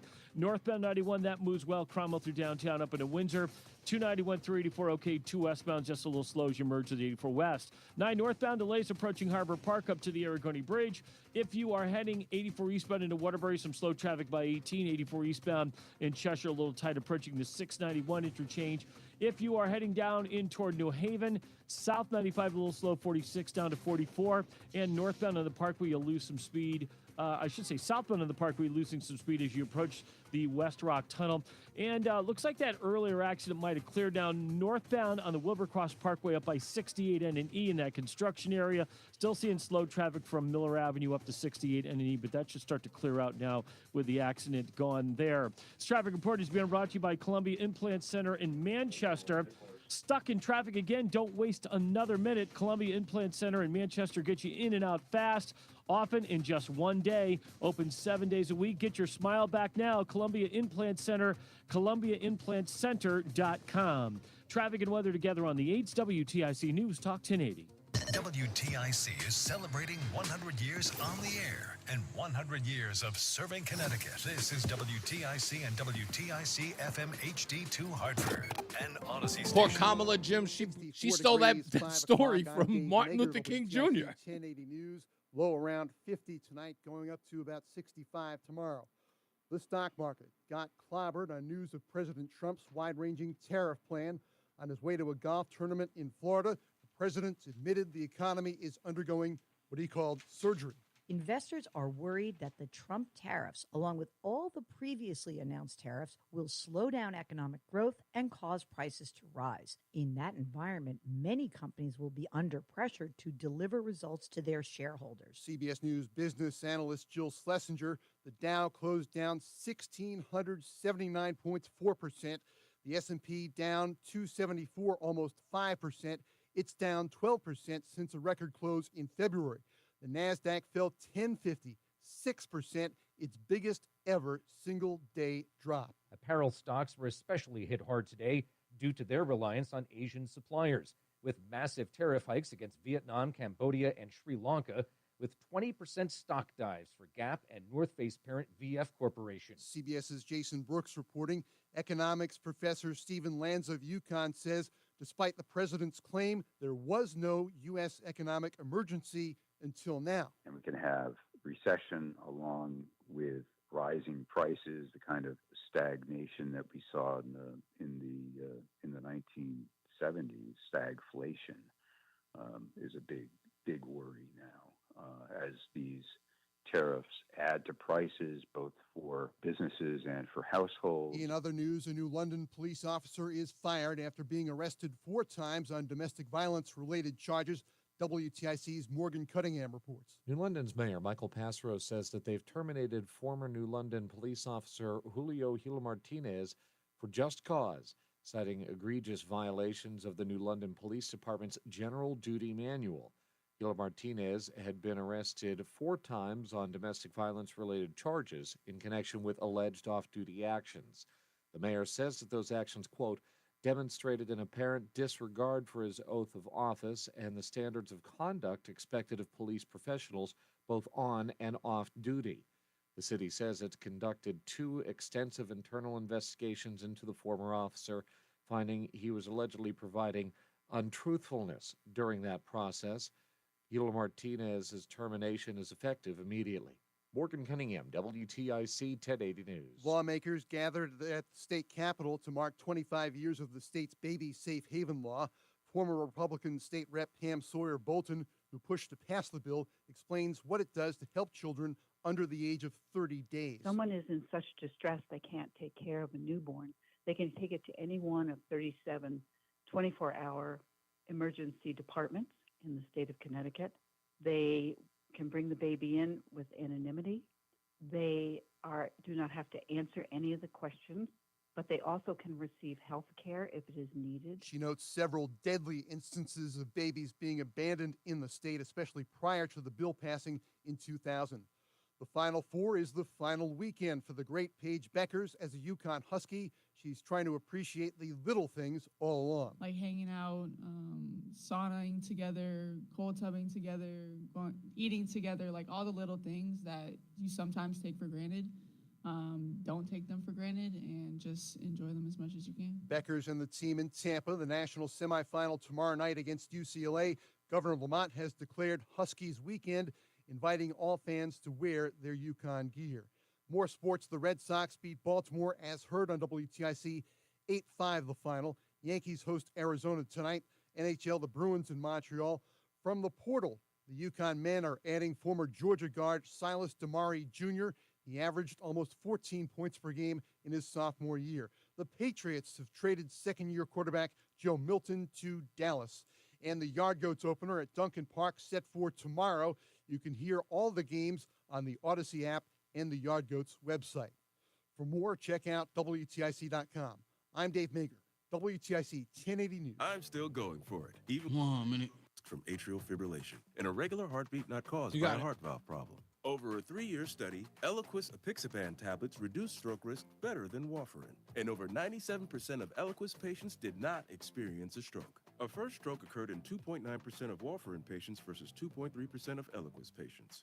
Don't stop taking prescription Eliquis without asking your doctor. It may increase your stroke risk. Eliquis can cause serious and in rare cases fatal bleeding. Don't take Eliquis if you have an artificial heart valve, abnormal bleeding, or antiphospholipid syndrome. While taking, you may bruise more easily or take longer for bleeding to stop. A spinal injection while on Eliquis increases risk of blood clots, which may cause paralysis, the inability to move. Get medical help right away for unexpected bleeding, unusual bruising, or tingling, numbness, or muscle weakness. Medications such as aspirin products, NSAIDs, SSRIs, SNRIs, and blood thinners may increase bleeding risk. Tell your doctor about all planned medical or dental procedures. Learn more at Eliquis.com or call 1-855-ELIQUIS. The hour that packs a punch. It's Reese on the radio on WTIC News Talk 1080. I want you guys, if you could, tomorrow on the airing of Grievance, please join me. I'm going to have some audio sound bites of this guy, Callie Means. If you've been watching him online, if you've been following anything, his latest tour, if you will, that's been going on, talking to Politico the day before. Yeah, I think it was yesterday he talked to Politico, and that video has since gone viral. I want to talk a lot about him and what Robert Kennedy Jr. is doing in the Health and Human Services Department. And I'll even have, I'll bring in Roseanne as well. What's interesting about this on my personal level is that my wife has been talking about the stuff that Callie Means has been talking about for years during the time when I met her. She is a very holistic person when it comes to medicine. Every time you turn around, if you've got, I don't know, like a weird thing on your skin or your scalp is, itching or whatever the case is, or something's going on with like your reaction to a particular food, this woman will go in and she'll do some brujeria inside our kitchen and problem solved. And I rag on her all the time about it, but then I start listening to these people, very similar to what Roland goes through with his wife. I start watching this stuff and I'm like, holy crap, she knows what she's talking about. She does. Not that I didn't believe her. It says that, how you kind of go with a little bit of apprehension. Everybody's got a remedy to something. If somebody's got an old wives' tale about some sort of ancient remedy, it's like, yeah, I heard it all before. But my wife, Callie Means, and them, and this guy knows his stuff. So I want to play a lot of his videos tomorrow. And that Politico interview that he did with the MSNBC correspondent, there were people, the big pharma and food groups were in the audience as he talked to them right to their face, and they were booing and hissing at him. What's so crazy about that, we'll get to these guys in a second. What was so interesting about that is that what he was talking about on the stage was about chronic illness through food, and the food industry was hissing him for talking about it. Shows you how crazy the world has gotten. Let's get a check of the weather and traffic. Jason Catarinas has got your weather, and Mark Christopher, he's in the BPS Traffic Center. Hey, Mark. I don't even know if you can eat lettuce anymore. I mean, isn't that weird? I'm finding out so much stuff. I didn't understand this thing about beef tallow. I was still trying to figure out what the hell it is. But right. my wife's been talking about it since we got together, and that's 4 years now. And now all of a sudden, Robert F. Kennedy is talking about it everywhere, and he just got what was it called? Shake Shack? Is that the name of the franchise? Yes, the restaurant. Yeah. He got them to actually change from canola oil to beef tallow. So he's actually doing this, and now dyes are coming out. We're finding more about dyes and what's being put off. So it's amazing. And I looked at my wife, and I just thought that she was one of these kooks, and it turns out everything she was talking about was real. Yeah, why do we need dye in our food? Just put it out the color that it is. I mean, I don't need to be dyed. I really don't. Callie Means said that there are 22 ingredients that we have in our food that are unacceptable and are banned in Europe. Banned. Oh, I believe it. That's no doubt about it. No doubt about it. Yeah. So, unfortunately, 4 in 10 of us are going to get cancer in our lifetime, and a lot of the stuff that we ingest is causing these problems. So hopefully we can, well, who knows? I mean, hey, we can turn it around in a short bit of time. You know what I mean? I know. The food industry doesn't seem to want to look out for our health anyways. But if you're heading into Hartford, westbound 84, you got delays approaching the Bulkley Bridge out to 45 Flatbush Avenue. 84 eastbound's on the slow now from 44 Prospect Oakwood down to into the tunnel. Southbound 91 slowing by 33 Jennings Road, again down by exit 28. Northbound 91, that's a good ride. Cromwell through downtown up into Windsor. 291 through 84, okay east of the river. 2 eastbound moving well, Glastonbury to Marlboro. If you're heading into Middletown, slightly slow. 9 northbound as you approach the Aragoni Bridge and the traffic lights. 84 eastbound Waterbury slowing by 18. If you're traveling into the Danbury area, a little tight from 3 to 5 on the eastbound side of 84. Again, some slow traffic 10 to 11 in Newtown. 95 South New Haven, just a little slow between 44 and 43 as you head down into West Haven on 95 South. Traffic and weather together on the 8's WTIC News Talk 1080. WTIC weather. Well, it remains overcast, a mild tonight, the low down to 50 degrees, and a mild day for us Friday. Not a bad end of the week at all. After a cloudy start, a mix of sun and some high clouds for the afternoon, the high 65. Clear to partly cloudy to start for Friday night, the becoming cloudy late, the low down to 42. It'll be a damp, raw, and chilly Saturday with periods of rain around, the high of 46. Sunday, a couple of showers around, but cloudy and warmer with the high up to 62. Monday, partly sunny, cooler to start the week, the high down to 52. Right now, it's 65 in Bristol, 66 in Waterbury, 70 now in Danbury, and 63 in Hartford. I'm meteorologist Jason Caterina in the WTIC Weather Center. Wisdom teeth giving you trouble? Columbia Dental's expert oral surgeons specialize in comfortable and efficient wisdom tooth removal. Open 7 days a week. Call 860-645-0111 or visit columbiadental.com.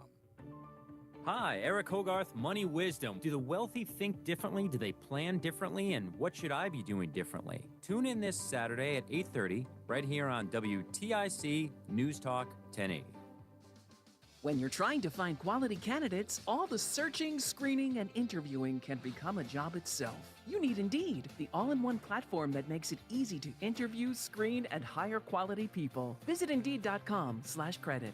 As men get older, our bodies change. We all know that, and often we just accept the changes as the way it is. But some of those changes, such as bad sleep patterns, low sex drive, brain fog, no energy, and reduced gains in the gym, could be due to low testosterone. And that is something you can change. This is Dale for Northeast Men's Health. And even if you're in your 30s, if you're experiencing some or all of the symptoms I just noted, you very well may need low testosterone treatment. With our treatment protocols, if you're like most men, you'll be amazed at the change. You'll have more energy, improved mental clarity, your sleep will be better, so will your workouts, and you'll likely find your sex drive increases too. So give us a call today and make a change for the good. Your initial visit is just $99 and includes blood work and a medical consult. And if you start treatment the day of your appointment, your visit is free. Call 800-930-5956. That's 800-930-5956. Or go to northeastmenshealth.com. That's northeastmenshealth.com. We have 5 offices across the Northeast to serve you. Northeast Men's Health, a Promedic restorative health practice. ZipRecruiter. ZipRecruiter is the place for talented teachers, savvy software developers, and master mixologists. ZipRecruiter is the place where you meet all these people and more. That's because ZipRecruiter is the place for job seekers who are looking for new opportunities. In fact, ZipRecruiter helps 10 million people with their job search every day, so you can find the right candidates right away. It's no wonder that ZipRecruiter is the place for skilled skydiving instructors, accomplished airbrush artists, and proficient pediatricians. But if you're not using ZipRecruiter to hire, you're missing out. ZipRecruiter is the place that's so confident it can make your hiring easier that it lets you try it for free at ZipRecruiter.com/free. So if you want the right candidates for all your roles, ZipRecruiter is the place to go. Try it for free at ZipRecruiter.com/free. That's ZipRecruiter.com/free. Never miss out on great candidates with ZipRecruiter. Reese on the Radio is getting ready to drop some knowledge on WTIC News Talk 1080. Drop it. Congratulations to Dr. Oz, even though he had a failed bid to be Senator of Pennsylvania. He has been confirmed to lead the Centers for Medicaid and Medicare and Medicaid Services. A vote of 53 to 45. No Democrat voted for him, of course, as you can expect. It's like I said, so we're going to talk about this tomorrow. Friday's usually a slow news day, even in the Trump world. Sometimes there's news, but very seldom. But I want to talk about Cali Means a little bit tomorrow because these videos that have been coming out about him, he's everywhere now. And the fact that this guy is considered a controversial figure makes me laugh because, again, I'm using logic here. Nothing about what he says is controversial. It can't be. He's just talking about the health of regular Americans. And listening to the woman who's interviewing him not know what she's talking about is even more baffling. Like, why would a reporter who knows nothing about the space be chosen or tapped to discuss with him about something he's the pro at? And you can see it in the interview. So we'll play a lot of bits of it tomorrow. I want to get into the tariffs, and then I'll get into the phones. Let's start with those, with some of the tariff stuff. I want to start Caitlin Collins in talking about what I just said about the NBC reporter. Caitlin Collins talking to Scott Bessent, the Treasury Secretary. Listen to this exchange, which, again, Kristen Collins, out of her depth. I don't care if she's a White House correspondent. This woman's too stupid to have a conversation with anybody about trade because you can almost see it in the face and you can almost hear it in the voice of Scott Bessent, I should say. He's completely looking at her like, oh, sweetie, what are you doing here? I love Scott. Scott Bessent, openly gay. He has that sort of, that gay sort of response that you say to somebody who's clearly out of their scope. It's just, oh, baby. Oh, here, sit down. Here's Scott with Kristen Collins. Yeah, and obviously with the cars, all foreign-made cars imports are getting a 25% tariff starting at midnight. If half the cars coming into the United States are foreign-made, that's hard to turn around overnight, as you know. So what would you say to people in the auto industry who are worried about that timeline and how quickly that can shift? Buy American. And what about American-made cars and produced cars that are being made using foreign-made parts? Well, I believe the USMCA is exempt. Yeah, those that are compliant with this. Obviously, Yes. Canada and Mexico are not on here. You're out of your depth, baby. Sweetie, no, baby, sit down.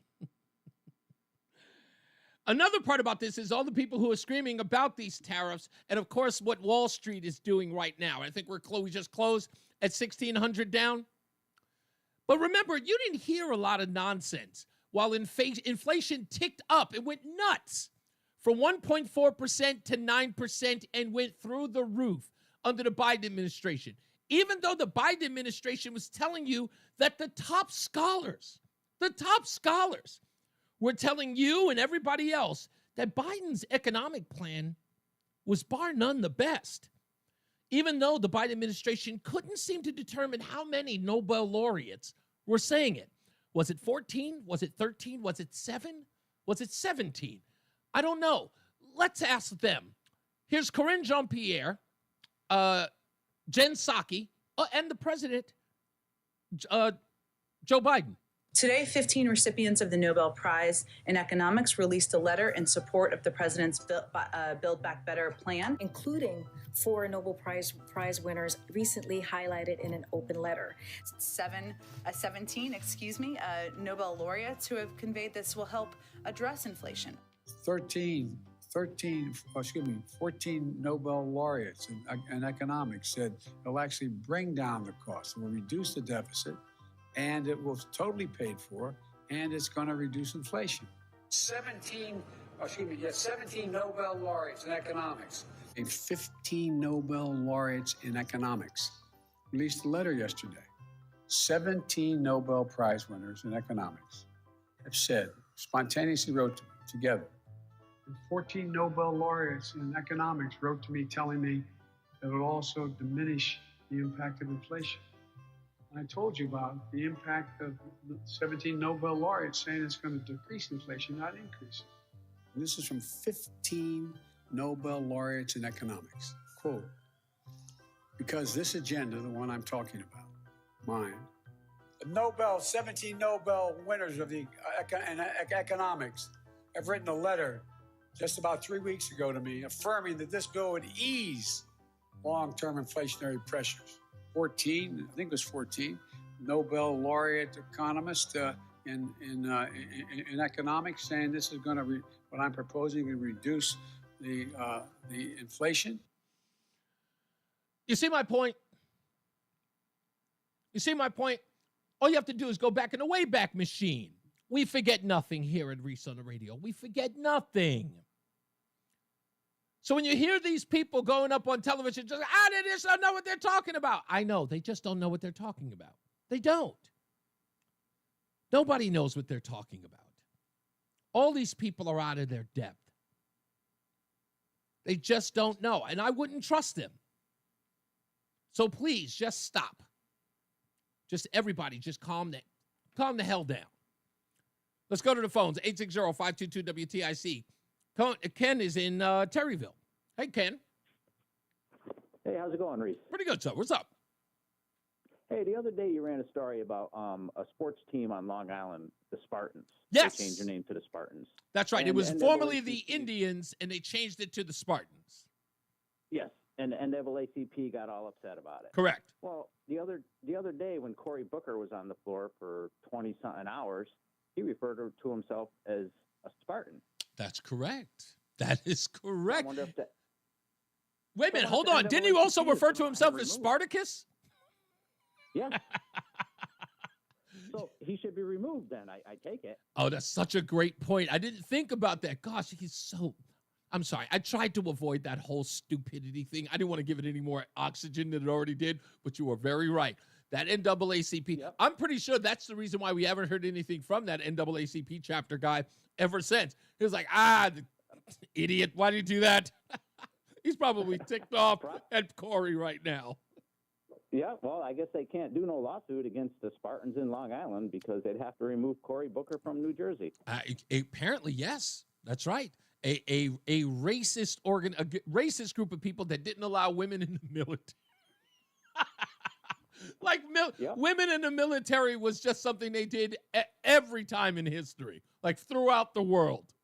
It's actually kind of funny. Thank you for bringing that up. I totally appreciate that, Ken. Well, your Negro nonsense made me think of it.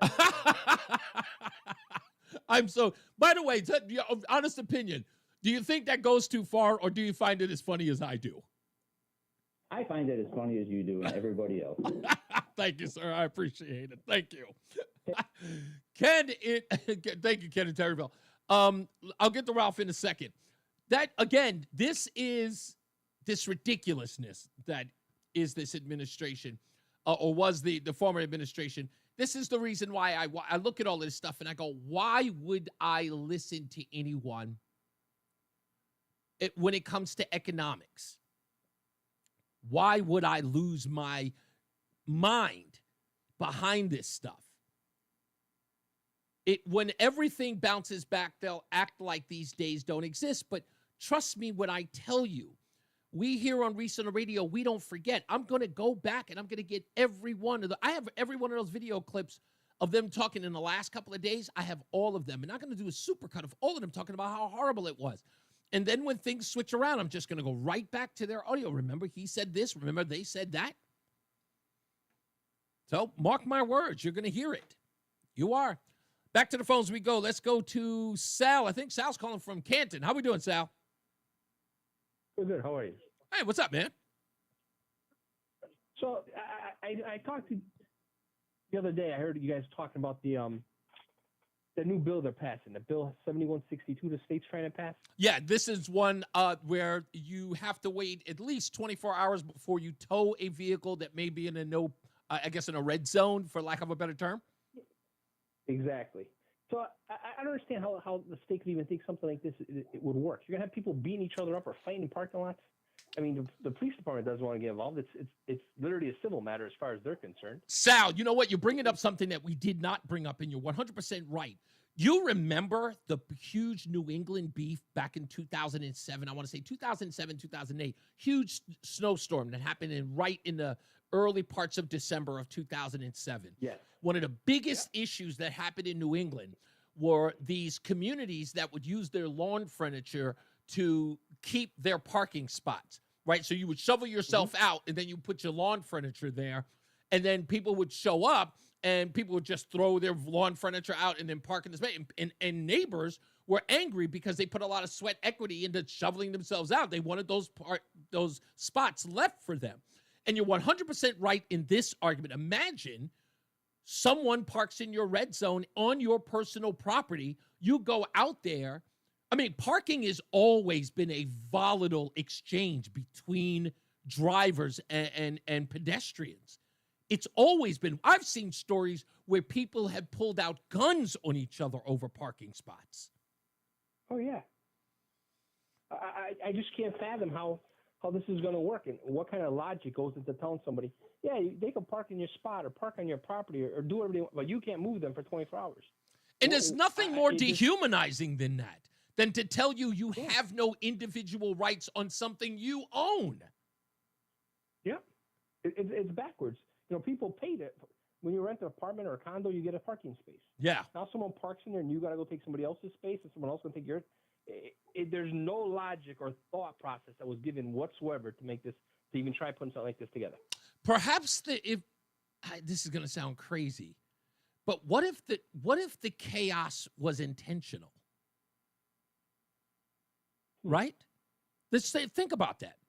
You do create. Remember, chaos creates profit. Yeah. It does. You know what I mean? I don't think. Look, as much as we like to think a lot of these people are harebrained, sometimes there is a little bit of like, what's the word? Diabolical genius. You know what I mean? Yep. You know, it's like, no, because you're right. You and I are looking at this from a reasonable, logical, practical way, where they, on the other hand, are probably being very nefarious here, creating drama where there doesn't need to be any, and perhaps with that finding some revenue or something else in that. Because I think that it's a slap in the face. I think it's intentional, because that's very par for the course in Connecticut. It's intentional because I believe that personal property and private business, or small business for that matter, I don't think that Ned Lamont or this legislature is very welcoming to those people. Because it's, again, that's a blue state sort of, a staple. It's, they believe in tax and spend, right? It's a very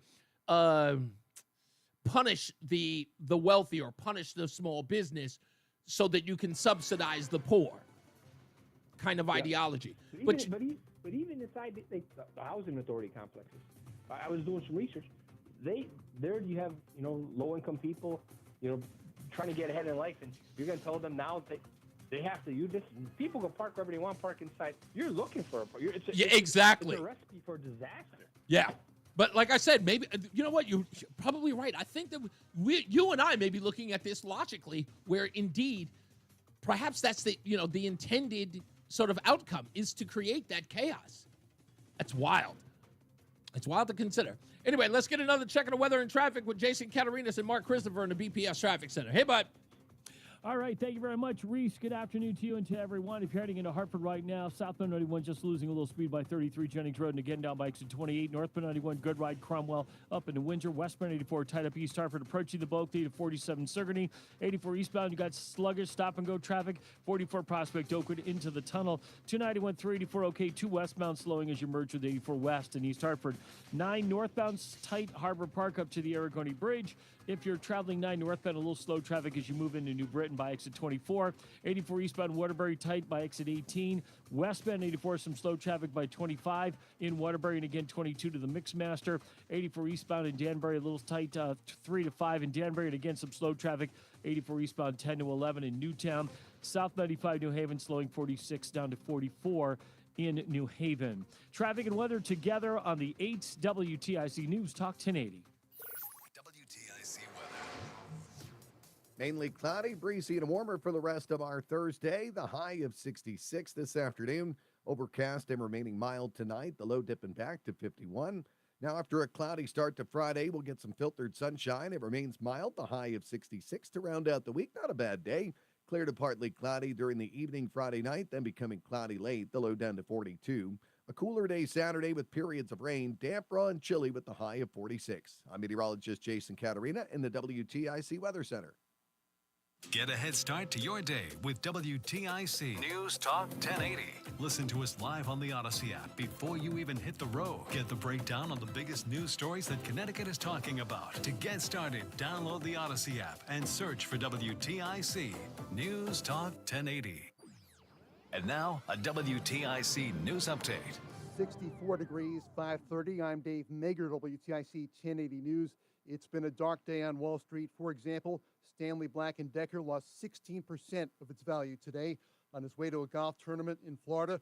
President Trump's comment, the economy is undergoing surgery.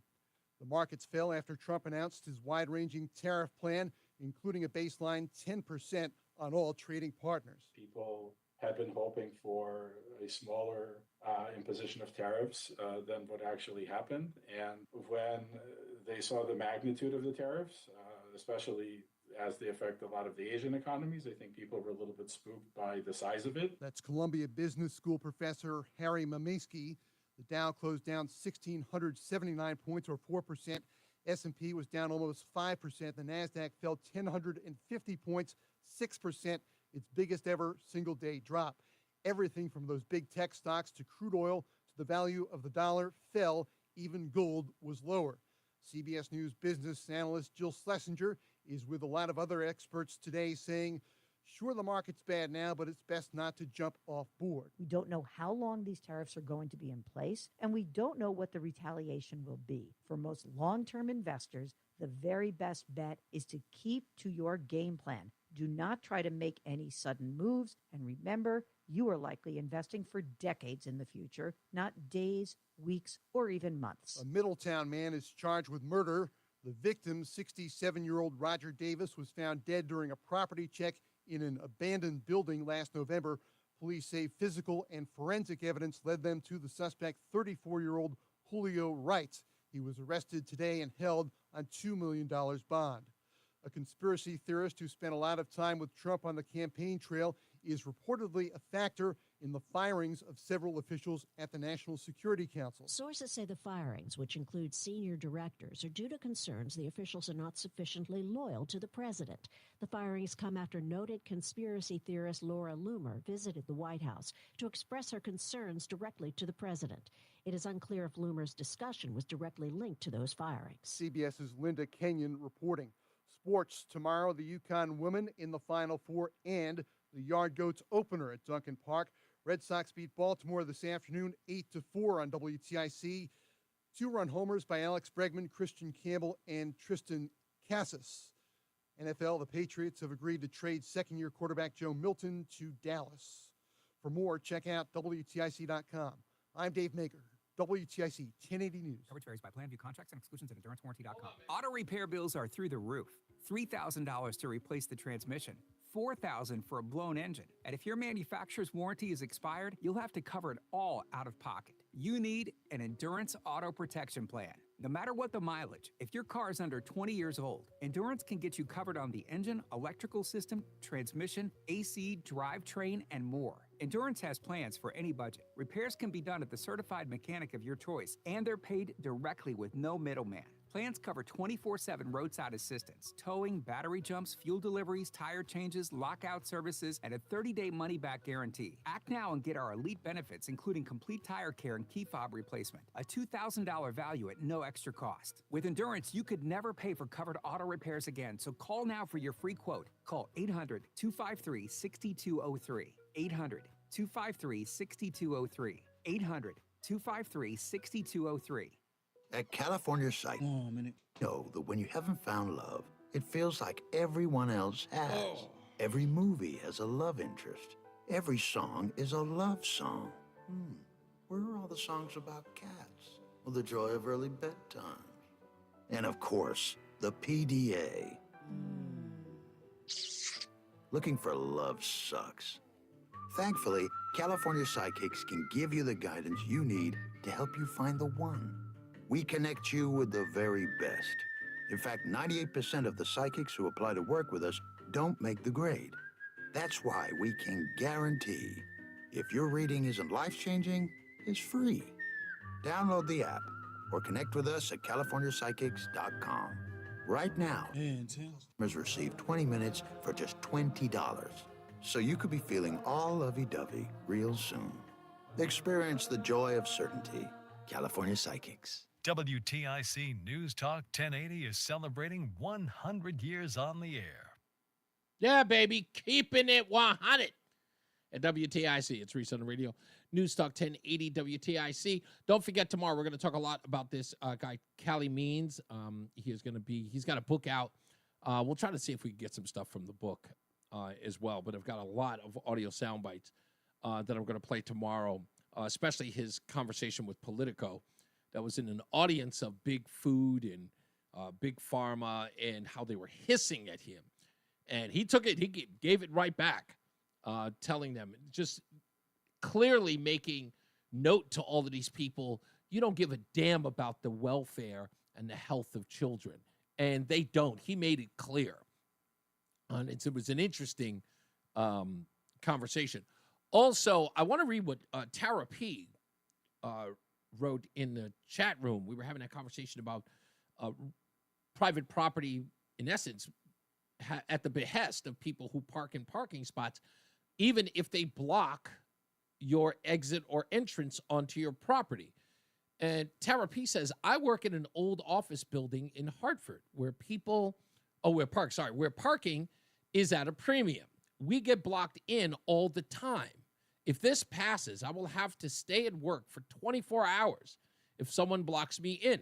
It happens all the time. And yeah, you're absolutely right. I don't think this will pass. And we'll see. I think this is one of those things you really, really have to pay attention to, and really get some attention.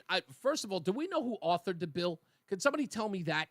Let's find out who authored the bill and let me know who that is. Not that I can do it live on the air, but I would love to know who authored it. And let's get that clearly deranged person on the air or on a notice. Michael B. says that bill is a distraction. Not everything is one, but you know what? Even if it is, it doesn't mean that we can't address it. If you think, Michael B., do you believe that there's something else afoot?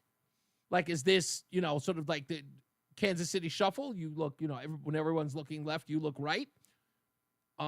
Just let me know. Or, what your take on it is. So I would really love to hear your opinion. We'll talk about that when we come back. Don't forget, last but not least, caller of the day. So make sure that's you. 860-522-WTIC, 860-522-9842. You will win a dozen bagels a month for 6 months, courtesy of Between Rounds, the Bagel Bakery and Sandwich Cafe. And you can also go, if you just want to find out where Between Rounds are located, whether you want to go to a brick-and-mortar store or you want to buy them at the supermarket, go to BetweenRoundsBagels.com. Again, BetweenRoundsBagel.com. Get a peanut butter and jelly sandwich, help out Friendly Hands Food Bank. All right, now let's get another check of the weather and traffic because everybody's on their way home while they're listening. And we're trying to get you home the best way possible. Jason Catarinas has your weather, and Mark Christopher's in the BPS Traffic Center. Hey, bud. All right, Reese, thank you very much. Well, if you're heading into Hartford on the southbound side of 91, just a little slow at 32 A and B. Another bump down by exit 28, Hartford Weathersfield line. Easy ride northbound 91, Cromwell up into Windsor. Westbound 84 slows approaching the Bulkley Bridge to 47 Sigourney. 84 eastbound is slowing about a half mile before 46 Sisson Avenue down to the Bulkley. 291 through 84, okay. 2 westbound slowing exit 4 to the 84 West Merge. Quiet Middletown.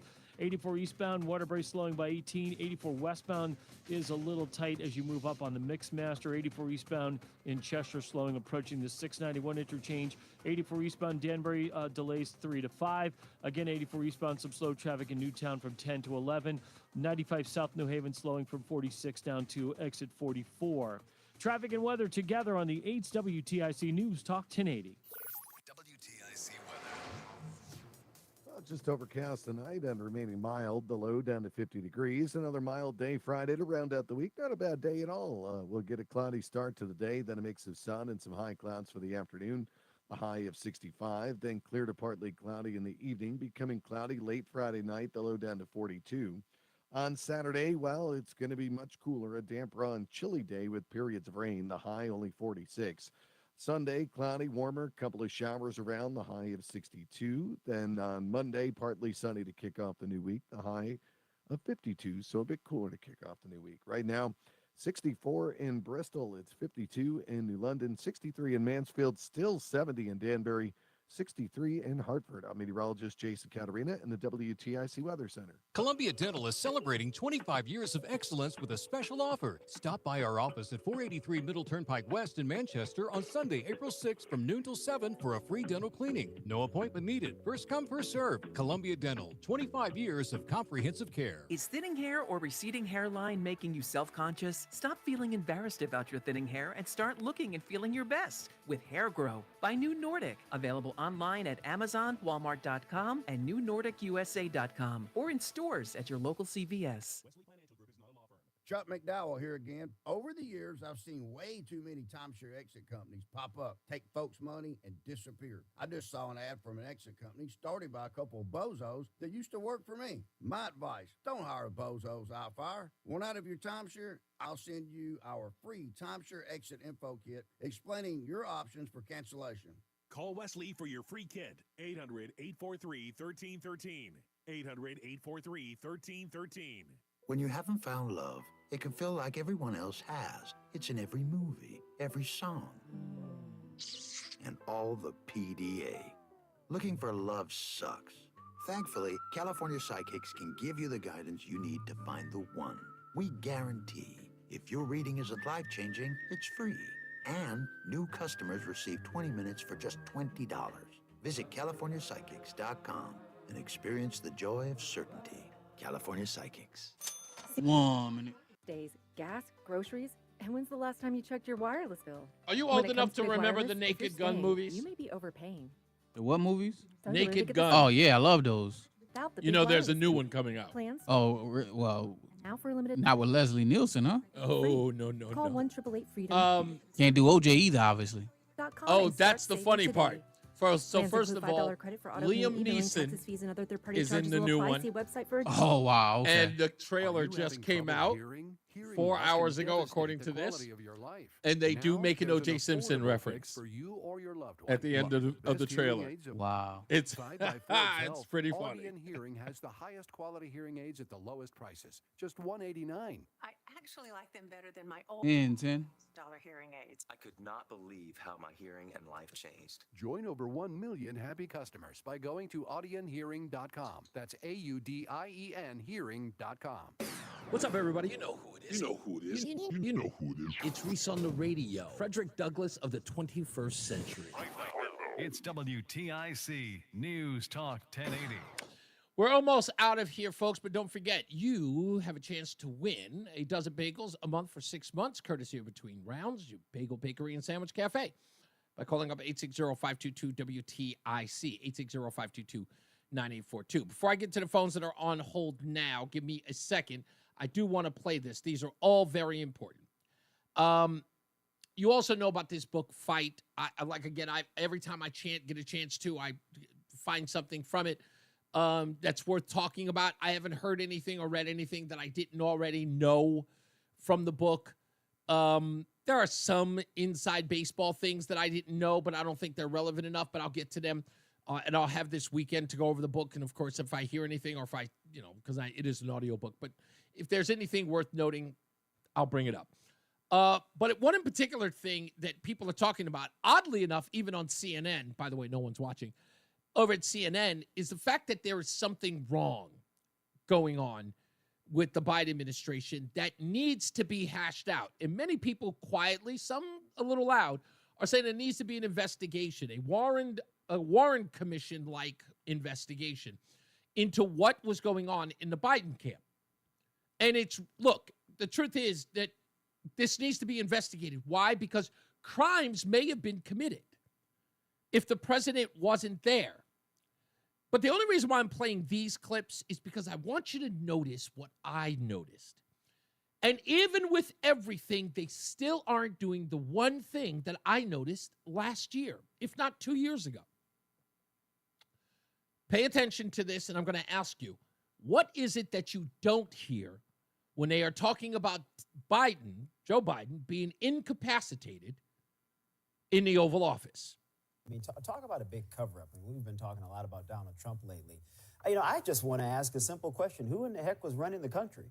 If the president's mental acuity was in question and some days he's on and some days he's off, was the guy really capable of doing the job day to day? I honestly really question that. And I think a lot of Democrats who said at the time, oh, Joe Biden is the fittest guy in the world. He could do backflips. He could jump into the pool, run marathons, do 100 push-ups. When every freaking person who saw Joe Biden said, there's no in hell this guy is physically fit. But they told us, don't believe your lying eyes because we're with him every single day. That wasn't true. Now, that would be enough if Ashley Addison, now that's Sir Michael Singleton. He's the Republican pundit on Lauren Phillips' show. Ashley Addison worked at the Biden administration. She was employed in the White House. She went on to say that she didn't see anything before and she feels lied to. What we are hearing right now is unacceptable to me, and I am a Democrat. And I think in order for this country to get back on the right track, when things like this are exposed, we have to call balls and strikes right and wrong. That night of the debate was terrifying for many, many reasons. It was scary. It hurt my heart, but it was very clear that that might not have been the first time. And I find that unacceptable. I would find that unacceptable in a Trump administration, in an Obama administration, in a Bush administration, and in a Biden administration. Why do you think that it wasn't the first time? We really have to leave it there. Because you don't just fall off the cliff that quickly. It's a slow decline. Now, Ashley Addison, who worked at the White House for Joe Biden, says that she was terrified after she saw the debate. And you heard Sir Michael there, Singleton, talking about who the hell was running the White House. This is a video that aired yesterday, if not the day before. We just had a presidential election between Donald J. Trump and Kamala D. Harris. Did you notice that none of them even mentioned Kamala Harris as one of the people running the country? When Sir Michael was talking about who was running the country, the surrogates, Anna Navarro and Ashley Addison, who again, Anna Navarro's good friends with Joe Biden, known for 25 years, was a surrogate practically for Kamala Harris. Ashley Addison worked at the White House for Joe Biden, clearly a surrogate for Kamala Harris. While Sir Michael is going there, they're talking about being terrified. Not one of them were saying, oh, don't worry, thank God Kamala was there. Not one of them. She was barely even mentioned. It was like she didn't even exist. Nobody finds that odd? No one even mentioned her? Because all along, the whole thing was a farce. It was bull. No one trusted Kamala Harris with the nuclear football, ever. No one even said, when you're criticizing Joe Biden, man, the man was out of it. The guy was walking around, he looked dazed and confused. Not one person was going, yeah, you know what, he may have been, but Kamala was there. She was there to grab the nuclear football. Just Joe Biden, all he had to do was pass it off. She's capable. Not one person has ever mentioned her name. They still don't. They still don't. That's all you need to know. 860-522-WTIC. Let's go to Brian in Portland. Hello, Brian. Hello? Hi, Brian. Hi, I spoke to you over the holidays. You had an unfortunate experience with your grandmother, with your brother, and it seemed very sad. And I wanted to offer my condolences. And I had mentioned that you were part of a platform that would be very positive. And you basically said that I was filibustering and cut me off. But that's not why I'm calling. I'm calling about... I don't remember that, but okay. Well, you did, but that's all right. I'm calling about 2 days ago with the April Fool Day with the jokes about go big or go home. I thought it was called April Fool Day. I didn't know it was called April Grief Day, according to what you did. But that's another story in itself. Have you ever April Fooled your wife? You ever done that with the wife? No. Hey, what do you think? I'm crazy? Well, then you you don't go big. Sir, you don't go big and you don't go home. Because I did it with my wife, okay? Okay, you well, want to hear the story? yes, of Probably course. don't. Of course. Say I'm filibustering. No. What was the April Fool's joke? The April Fool joke was in 2019, I needed a new car. My wife and I had been struggling with an automobile that was on its last legs. Uh-huh. And I said, I'm going to get a new car. And I called her on April 1st. I found a Ford Mustang GT convertible. It was orange, black interior with silver wheels. I said, I got a great deal on it because it was a repossession. Okay. She said, okay. I said, yeah, we're in. She said, well, good. I'm going to call my sister, and I'm going to make some plans because now we have a car that we can drive in that I know will make us take these trips without breaking down. I said, yeah, you're all set. April Fool comes, and I hand her, when she's looking outside in the driveway for said 2019 Ford Mustang, I hand her a Matchbox 2019 Ford Mustang convertible, orange with a black interior and silver wheels. And I say to her, April Fool. I'm not going to lie. That beats yours, pal. No, yeah, no. You had. You listen to me. Brian, give me a second. Hands down, the superior April Fool's joke. Beyond. This horrible person does an April Fool's joke on the air, which obviously you missed. But no, I would never do an April Fool's joke to my wife. But I will admit, you had the guts and you pulled it off. And I think it's a brilliant joke, so you earned it. I'll do you one better, my friend. Do you mind if I reward you with that April Fool's joke by giving you a dozen bagels a month for 6 months, courtesy of Between Rounds? I didn't realize that. I don't know what you're talking about. That's okay. I would have to pass on that. I've had some surgery on my mouth, and I can't even chew, sir. I'm sorry. Oh, well, okay. What? If you, I didn't realize that. You can always donate it. You can always donate it. Yes, I understand completely. But you know, sir, it wasn't April Grief Day. It was April Fool Day. What? Wait a minute. What were you talking about? April Fool, April Grief. Did you hear the April Fool's joke that I told at the end? Did you say that you told somebody that their mother had died? Yes, and then I came back, and the April Fool's Day joke was, it never happened. I never told my friend that his mother had died. That was the, the joke. I pulled the April Fool's joke on the audience. Right, you lied. Well, really? Did you tell the truth to your wife about the Matchbox car? That's what the April Fool's joke is. It's a lie. I didn't tell somebody an April Grief Day joke that ends up not being an April Grief Day joke. I think you're running semantics on me. Come on, Brian. You're doing it all the time, sir. You do it every day on your show. It's called nitpicking. I get it. I'm an independent.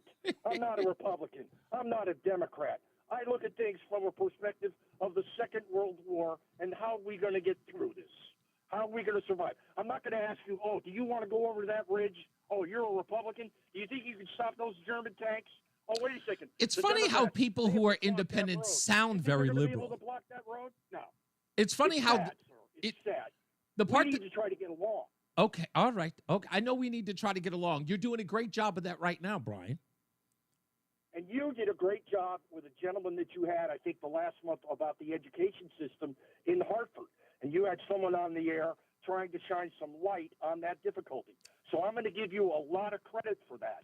I appreciate you doing that. That's the whole idea behind TIC. I grew up with this radio station. I grew up with George Ehrlich and Hap Richards and all of these other guys and Walt Dibble, whose son was a baseball player. Okay. Maybe I'm missing the point. Thank you for your time, sir. Yeah, okay. I thought he was bringing people together. You try to be nice. They just don't want. He's sitting up here saying that he wants people to get along while he's having a contentious fight with me. I don't get it. I just don't. I try every day. Do I have time, White Mike? No, I don't have time for you, White Mike. I promise I will get to you tomorrow. I swear to goodness I will get to you tomorrow. Let me get a Kim in Canton before I get out of here. Hi, Kim. Hi, I just called to tell you that I really enjoy listening to your show. And it's a riot to hear people go back and forth with you. Yeah, I mean, you know what? That used to really give me kind of like grief a little bit. I guess we're using that term loosely today. It used to give me grief when people would call me up and challenge me because you know what? Mark Levin, the great one, I would hear him argue with somebody on the air, and he would be absolutely like ruthless with the person on the air arguing with them. And that always bothered me. Is like, I don't ever want to come off as being angry or just, yelling at somebody like that. Let's say a customer yelling. Well, that's what they are. My listeners are my customers. So I kind of want to have a fair, an even fair exchange of ideas. And I know that's subjective. So I hear people get contentious with me, but then I realize I'm like, you know what? Be yourself. People will respect you for just being who you are. So when it's necessary, right. I'll do the fighting. When it's not so much, I just kind of go, I don't think it's worth it. It's near the end of the show. Kim, do you mind since obviously Brian was not interested, do you mind if I give you the last but not least caller of the day, Bagels from Between Rounds? No, not at all. Oh, absolutely. And thank you, Kim, for the kind words. I'm glad that you like the show. Have you been listening since I got here? Yes. You have? Okay. Well, tell your friends. Yeah. Please tell them to come in and join. And please get down to, if you can, Between Rounds and get a peanut butter and jelly sandwich. If not for you, for somebody maybe grandkids or none. Yes. Grandkids? I have grandkids. Oh, okay. Well, maybe take the grandkids over there. And you're doing a good cause for our folks at Friendly Hands Food Bank, which you can always donate to if you just, want to. All right. I appreciate you, Kim. Thank you. I'm rambling now because I'm getting ready to end the show. Thank you so much, Kim. I appreciate you. Thank you. You got it. Okay. Kim in Canton. Canton. Think I can get that right today? Oh, goodness gracious. Anyway, don't forget, tomorrow, Callie Means, I think his sister also has written a book with him as well. Maybe I'll get some audio of her as well. Go check out this clip. The Naked Gun reboot starring Liam Neeson is out. Apparently, it's released. It's coming out on August 1st. I just looked at it. Excuse me, I didn't get to hear it. But they make a reference to O.J. Simpson at the end of the trailer, which I thought was interesting. We'll find out. And apparently, now Roland, you said you liked the Naked Gun movies? Yeah, 33 and a Third. I love that one. Okay. There was never a fourth wall breaking in that movie, was there? Right, they never looked into the camera. No. They never did that. So apparently this movie does. Okay. Yeah, right. This is that's what they call the fourth wall. wall. That's a new trend now. Yeah, what the fourth wall thing? Yeah, that's and narration is very big in television and movies. That sort of I guess Morgan Freeman had so much success with it in The Shawshank Redemption. That was amazing. That's still a great movie. A cult classic because it really did moderately well in theaters and then found its following in home movies. That's patience. Like if you want to learn patience, watch that movie. Yeah, I love that. I love that movie. And I think you're right. I think that movie taught me patience. Let's get out of here. As I always say, radio is free, so we thank you for paying attention. Remember to keep JC in your hearts and in your mind. Sean Patrick, we love you and we miss you. Remember, the panic is not planning, so plan your work and work your plan. Me, I'm Reese On The Radio. You have a good night, pleasant tomorrow. Jason Catarina says your weather, and Mark Christopher is getting you home in the BPS Traffic Center. Good night. That guy that called a couple of callers ago, he grew up on the radio station. Yeah. He threw out a couple of names. Yeah. George Ehrlich was a legendary sportscaster. Yeah. Here in the 60s and 70s. And Walt Dibble was a legendary newsman, radio news guy in this market, one of the greatest of all time. Mm-hmm. And Walt worked at WDRC and at WTIC. He was a news director here for many years until the late 80s. His kid played baseball, he says. That's right. Now, Rob Dibble, his son. Oh, the Rob Dibble. Okay, I didn't think of that. I didn't make that connection. He was one of the Nasty Boys. Yeah. So, and he has an afternoon radio show in the market on the sports station. So he does radio in the afternoon. Oh, no doubt. His dad, Walt, it was one of the greatest of all time as far as I'm concerned. The guy knew everybody, had contacts with everybody. He was an awesome news guy. passed away way too young. Yeah. Have a great night. We'll see you tomorrow. Thank if you, you're sir. heading into Hartford right now, 8491. All right, good sir. Thank you, Maniana. It is, and you should be excited because it's Friday. Friday. Heading down into New Haven. All right, buddy. Traffic and Talk weather to you together then. On the 8's WTIC. Yes, sir. All right, everybody. Thank you so much. Y'all be good. I'm going to... I don't know what I'm going to do. Thank you, Michael. Thank you, Craig. Thank you, Gary. Hey, where you been, Gary? I haven't seen you in a while. Who cares? The caller was a dick.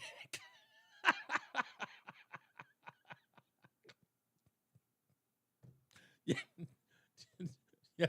Yes, he was, Craig. Yes, he was. Sometimes I try to be nice at my own. It doesn't suit me. I should have just been a jerk. I should have been. I try not to be. I'm trying to be a nice guy. I love you guys. Y'all be good.